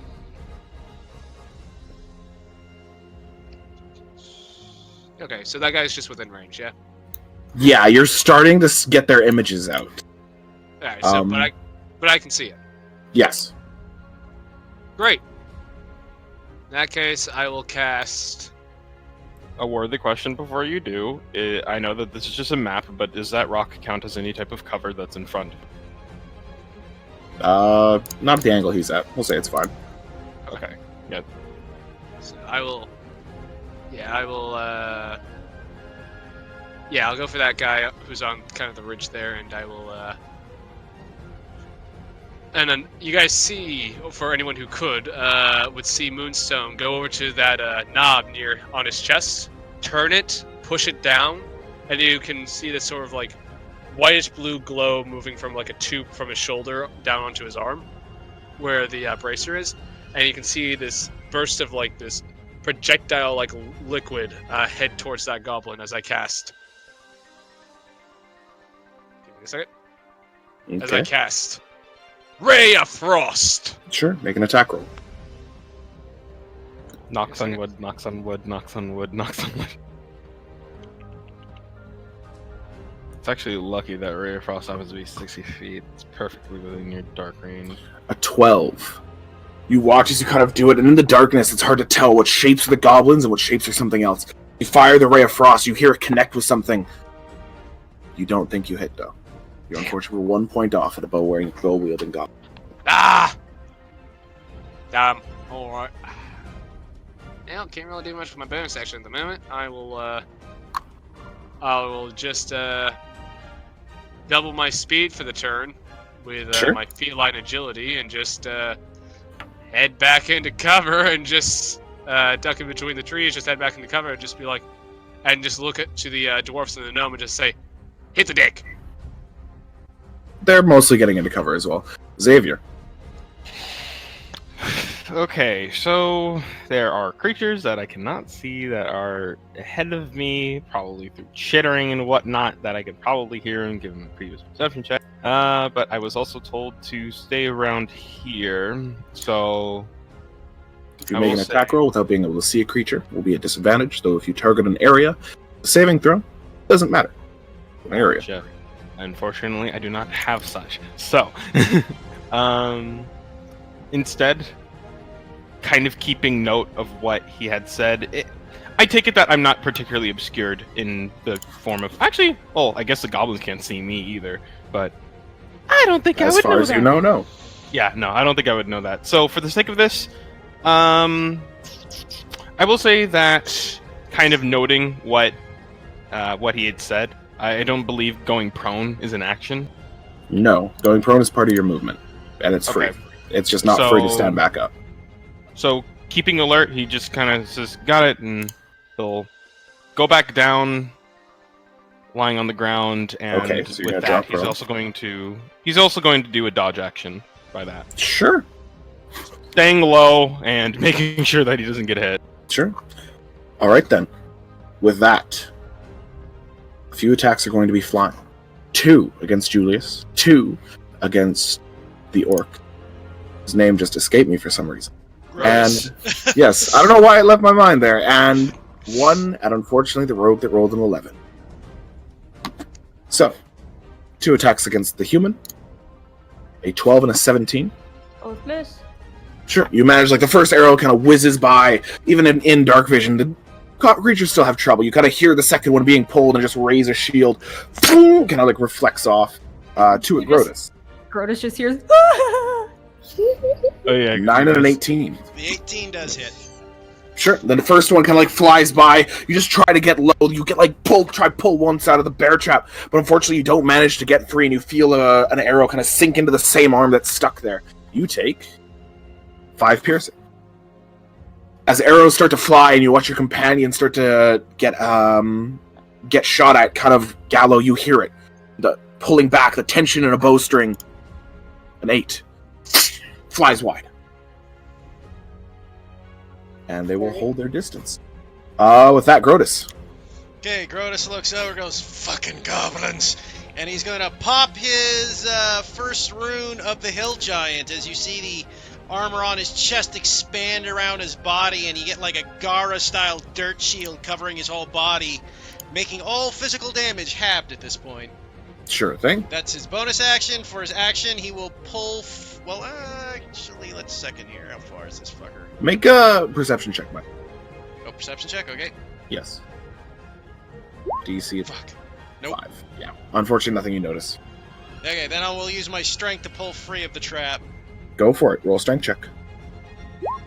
13. 13. That kind of takes you a moment with this kind of like renewed depth to your strength. With one arm trapped, you kind of dig the fingers in under the other, underneath it. The teeth of the bear trap not managing to break, and you just like reset it without even like breaking it. You just kind of pull it down. You're fine. You're able to move as you wish. Okay, Grotus will see that goblin that fired at him to the right here. Drop it and go 5, 10, 15, 20, 20, and go right there to reach it. He's Sure right thing. in front of it. Ah! Sure thing. You kind of like go quick. The goblin, that was actually one that fired at Gallo. But like as you kind of approach, you watch it like starting to drop its you started watching to drop its short bow and it's reaching for a blade. Gallo. Okay.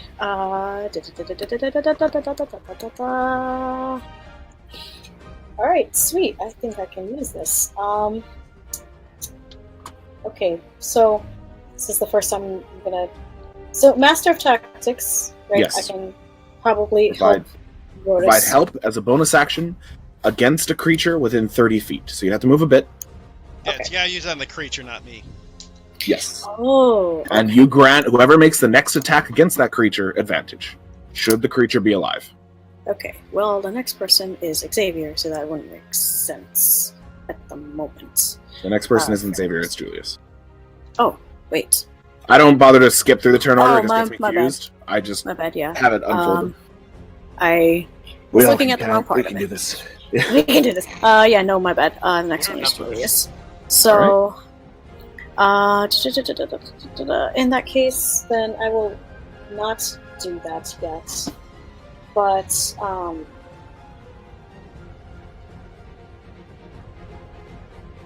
sorry, give me Oh. 1 second. I'm still like.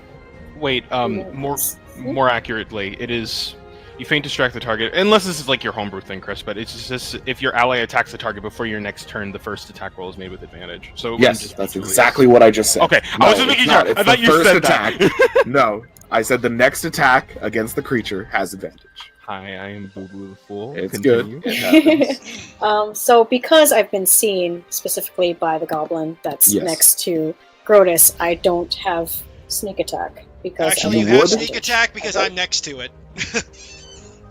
Okay. Sneak attack is either granted by A, you have advantage, or B, an ally is threatening the creature within 5 feet of it. If any of those two boxes are checked, you have sneak attack. So Oh, you have sneak okay. attack if you shoot this SOB. Part of the reason I moved there. Okay. So Also, just saying, in most situations, you're going to want to use your bonus action help / whatever the fuck afterwards. So, in the event that you end up killing this guy, you didn't just give him an advantage to do nothing. So what you're saying is sneak Make your attack, attack and then first. Make your afterwards, attack because... first, then decide. Yeah. Okay. Yeah. So I'm gonna put that in the chat. Then, so I will help Grotus. So I will pull my. You need to Sure. move a bit forward. Oh wait, no. If you're shooting, you don't need to move. If you're Yeah, shooting, sneak you attack Okay, first. yeah. Yeah. So roll your attack. Yeah. Okay. So yep, short bow is 80 feet. So. Yep. 13. a 13 just matches because he hasn't got his shield out yet. Okay. You kind of manage it. Grotus like immediately kind of throwing himself in front is kind of this like you have to aim around him, but the goblin has to immediately change focus, and you manage to plant a shot within the left side of its leg. You can roll your damage plus sneak attack, so 3d6 plus 5. Okay. 6 plus 5. 14. 14. It's a brutal shot, Grotus. You kind of see it as the goblin's reaching for what you assume to be a blade. You watch the arrow kind of pierce through its leg, and you hear just the sickening cracking sound of whatever bone he had in there breaking. He is already on the last leg. And from that, you Last see one. and Grotus, you can see that the arrow glowing through the leg and, having a little bit of blood from it suddenly kind of not poofs from existence, but slowly fades off with a little bit of glint. Yeah. And now there's just a hole in that goblin's leg. A hole Then- indeed. And then you said, so afterwards, I Mhm. can use Master of Tactics because it is a bonus action, but do I have a bonus action? You do. Yeah. You have a bonus Okay. action every turn. I should Okay.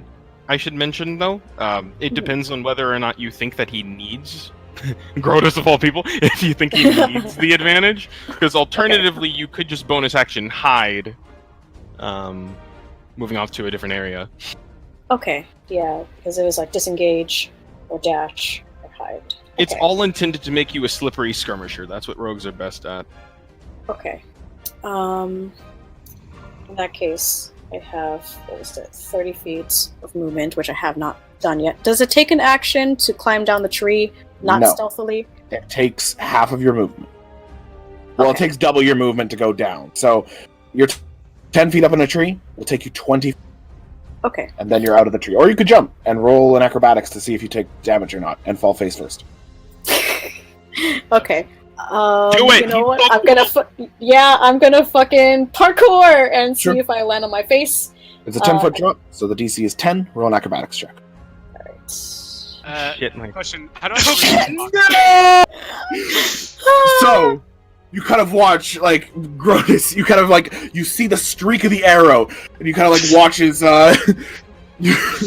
you watch as, fuck. You watch as, like, you turn to its source, you watch Gallo kind of getting out of the tree, and you watch just this slight little snag, as just this one slip, you're gonna take 1d6 and fall prone as you hit. Oh man. Nice. Okay. It is Um, an unfortunate embarrassment, as it's kind of this, like, moment where just part of your clothing gets caught, and your body doesn't move the way you want to, and you just hit the ground, and you're prone on the ground. deep All within right. your mind. Okay. So, No cape! you have to spend 15 feet of movement to get up, and then you have 15 feet left to go wherever you want. Okay. Hey, So Chris, quick question. Yes. How do I get rid of this box that I made? You just click on it and hit the delete key. Ah, Try it on Okay. the little box. So in that sense, he just because Grotus is watching and you just hear him thump, just fuck. thank you. So he's gonna use his 15 to Yep. get up Yep. and just Gotta kind stand of up. give. Nobody saw. Don't nobody saw. Definitely not. Goblins aren't laughing at you. Don't worry about it. I mean, Stone absolutely saw. By the To way, be fair, they didn't really see. This Well, one will laugh at everybody's you about before to it dies. die. Yeah, you're right. Either I can way, see. Take that memory to the grave. Goblin I can laugh. definitely see. either Goblin. way, no matter who is laughing at him, he's gonna throw a middle finger at anyone who can see him with a fucking dark vision and You throw a finger at darts. Except for, well, does Grotus laugh at him though? Grotus isn't Yes, laughing, he's just like, ugh. All right, that's fine. He misses the middle finger at anyone else who laughs at him, and then goes for this closer tree, which he was aiming for anyways, and he will take his bonus action to hide. Okay. Okay. Which- Roll a stealth check. Okay. So you wanna? Can you move yourself? Yes. Let me just. No, nope, I can't. Oh wait, no. Yes, I can. Haha. Okay. So So stealth, roll a stealth check. 22. Damn. What did you roll a d6 for? That was for my prone. You said it was 15 to get I back rolled up. it. You only took He 3. rolled it, you took 3 damage, yeah. Sure. Oh, you kind of, okay. in that moment, wishing to vanish from sight, you vanish from sight. Hides in I took my shame, I threw my middle finger, and I am over it. And he moves on to stay stealthy so he doesn't get any Anything more else? arrows to his head. Nope, that's it. All right. With that, Julius, arrows have been shot. Conflict is there. What do you do? I don't want to die. And he's gonna run. You. I should mention. And immediately, as he does his full movement, he's gonna like weeping into his arm, shoot a guiding bolt at that one. You already have guiding bolt? Yeah, Guiding bolt's a it's- first level, right? I keep thinking. Yeah, fire. You are at disadvantage because you don't have dark vision. He's fine. You watch as whatever you want to fire the guiding bolt out of, your blade or your holy symbol, you kind of just yes, aiming his like flailing his sword in the direction of where he saw the goblin. It takes on this light blue glow, and then pew! yeah. So you watch as it's like swing once, swing twice, like just attempting to parry across or parry an arrow. You're not sure, and then the third one, it's like watching a firework. It's like. And you just watch the goblin like hit the deck with this smell of scorched on it. As they've only got 15 hit points. bonus action cry. Bonus action to cry indeed. With that, Moonstone, you just shaking watched his the forest light up for a moment as the guiding bolt kind of shot out from Julius's blade. A little disappointed. Like I'm like, oh, okay, that's go. Why? It looks like All of the dwarves are watching you, Julius. You can see, like, you can see Serlin there, like she's, yeah, you can see Serlin there, like she's standing there, like a mace. She's just giving you this, like, this. She doesn't understand. Moonstone will look at Julius and just like say, "Pull yourself together. This is an emergency situation." And then he'll then look at Xavier and just say, "Come on, I'm going to give you something you can hit." And he's going to move up to here. Sure. Punk ass bitch. I love it. I love it. And he will cast Fairy Fire at these two goblins. Your mic weirded out as you said that, and it was so weird because it was like just far. Anyway. He will cast Fairy Fire on these two. Sure. You kind of focus that energy and you kind of watch this multicolored little ball for just that moment before. Can I describe it? Go for it. So you see Moonstone pull out this little device, and it almost kind of looks like an arrow, but it's got this like large cylinder at the end of it, and you can see him like very quickly shake it as he mutters some things under his breath and taps it, and you can see it's immediately just light up and glow, and you can just see him toss it, and it landing between the two of them just starts spraying this basically glitter bomb out in this area. They both make dexterity saving throws. A 21 and a 15. Damn. God damn it, both of them succeed. You watch that moment, like, everything in that area lights up. And it does actually help a bit, as now there is a bit of light around this area. Everyone, even with dark vision, can clearly see these goblins, even though they managed to get away from the blast. So keep that square there. That area and 10 feet around it is all lit up now, thanks to you.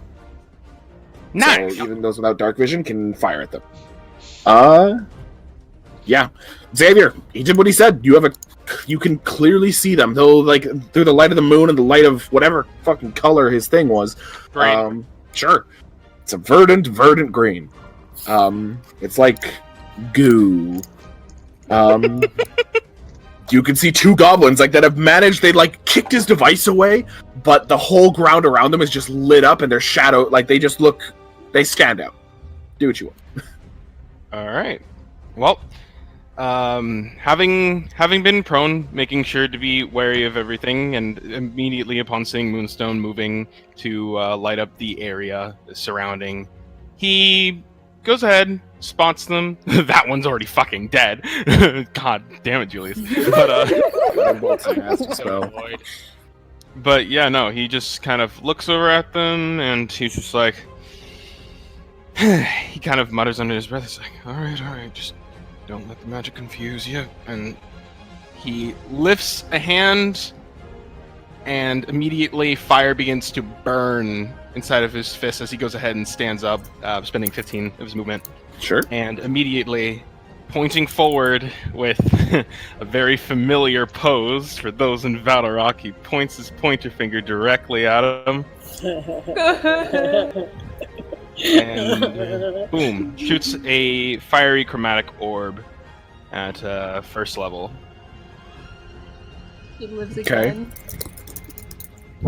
We'll see if it hits. But let's see.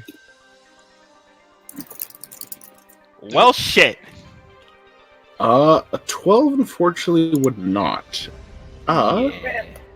You kind of watch as the fire like streaks across the ground, kind of lighting the grass aflame, and only exposing these goblins more. But the shot, just that moment of impact, the recoil kind of flies off, and it shoots out of the way.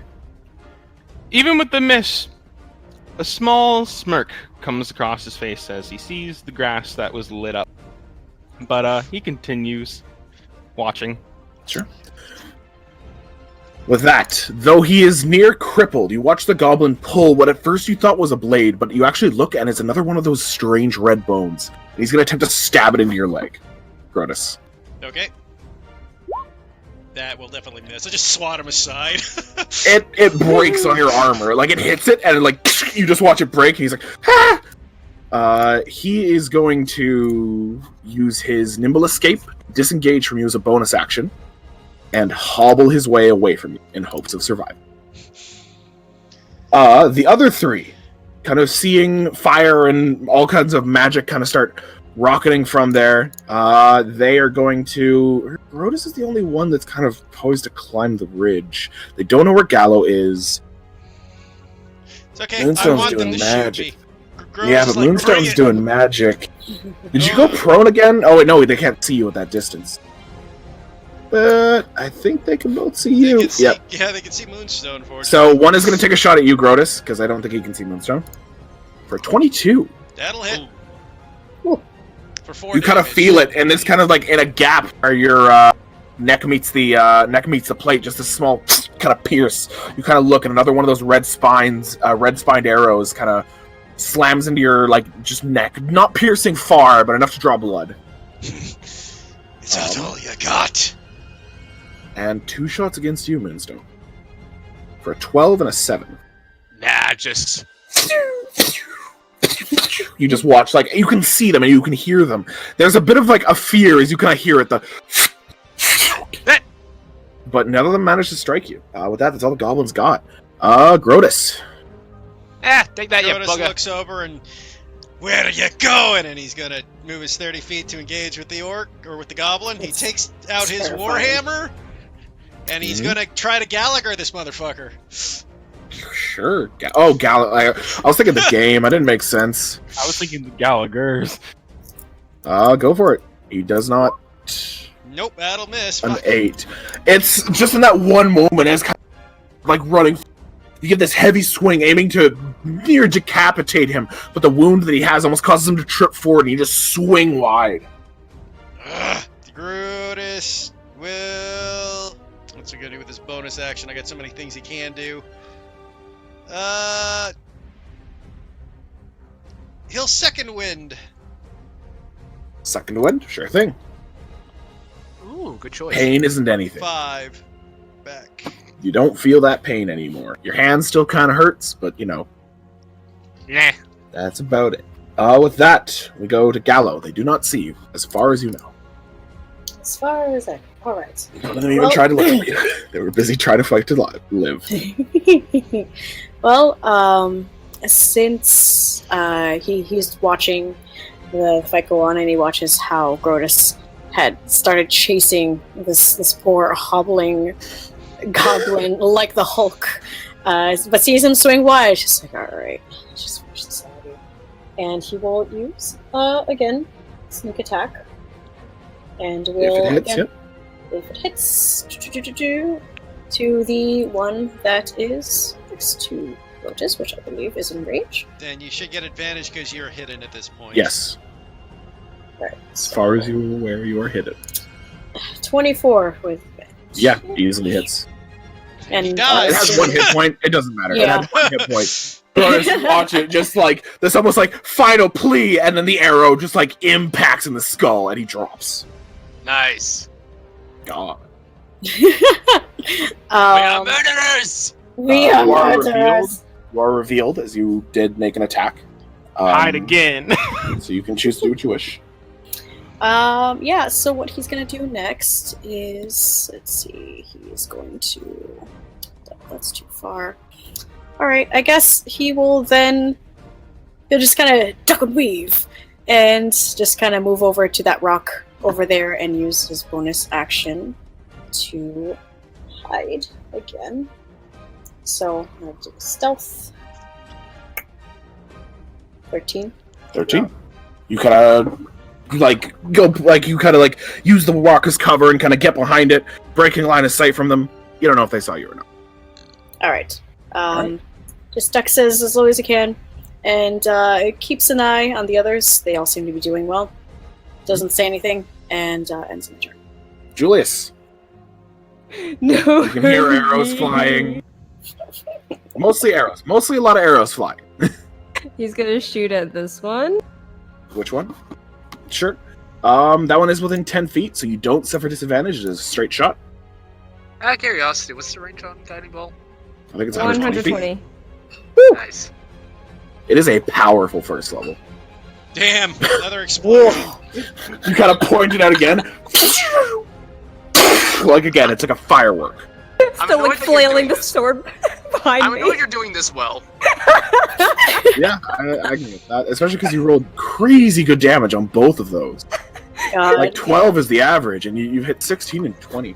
Julius uses his movement to go here, Sure. curl up in a ball, and just like, I don't want them to hurt me. Get Sure. your ass in gear. Moonstone. Before To be fair, you're Julius making fun of moves, him. He's killed the most. No, I refuse to acknowledge this. like before he moves away, just close enough within range to speak, Gallo's just like stand up straight, and you already killed 2 of them, and then watches him run away crying to curl up in the ball. Just like, I did. Yes, you did. God. I will cast fucking Ray of Sickness on the one closest to me. Go for it. And that's a miss. And unfortunately, yeah. You I kind of... hate this game! It's, you're trying to focus. First time live combat, it's you don't know what's going on, and it's too much. I like to imagine it's just because Julius is being a punk-ass bitch, and it's distracting me too much. Yeah, the guiding bolt flies right by your ear. Ah! Like, you have to Fucking duck. watch it! Words of Chris. Fuck off, game! God damn it! I want to do Anything else, something. Moonstone? Frustration. I just gotta look back at Julius and just be like, watch it! I love he's doing the most. I hate you. Yeah. I hate you. That's how the dice go sometimes. I can't wait until, Julius dies. Xavier, That's some it can words. happen soon. Just put him down Choice yourself. words. As long as he doesn't hit you with a guiding bolt. He's almost I out don't of know if Moonstone could hit me. I'm going to destroy you now. fight! Xavier. Here's the thing, once you were out of Yeah. spell slots, you can't fucking touch me. kidding? He's a so you freaking think- martial warrior. Yeah. Yeah, but no, I can always just stay out of his range. Depends Kind on of how quick he feeling- catches up. Yeah. Feeling the smirk coming on, he kind of bites his lip down and raising his hand before, but this time with a lot less generated heat, he instead will kind of go ahead and crush it into a bit of a ball. The flames that are curling within his hands, peeking through his fingers, and with a bit of a lob this time, he goes ahead and over his head throws a firebolt. Sure. Is this fun? Fire away. Yep. Fire. I wanted to make a titanium joke there, but I'm not. A 19. You watch it kind of fly out, and it's accurate, but you watch it kind of start to sputter right before it hits. And while it hits the goblin, you hear it just... aside from singeing, he seems alright. Julius, lol. Hi, human buddy. But he goes ahead and after kind of that and seeing the fizzle, he begins to feel the heat in his arm flex and hurt, and he kind of puts his arm down and just kind of lets out a labored breath before calling over towards Julius. And it's just, or what he thinks is Julius, given the clanking of the armor, is just, "You're And doing sobbing. great. You're doing great. Just keep it moving."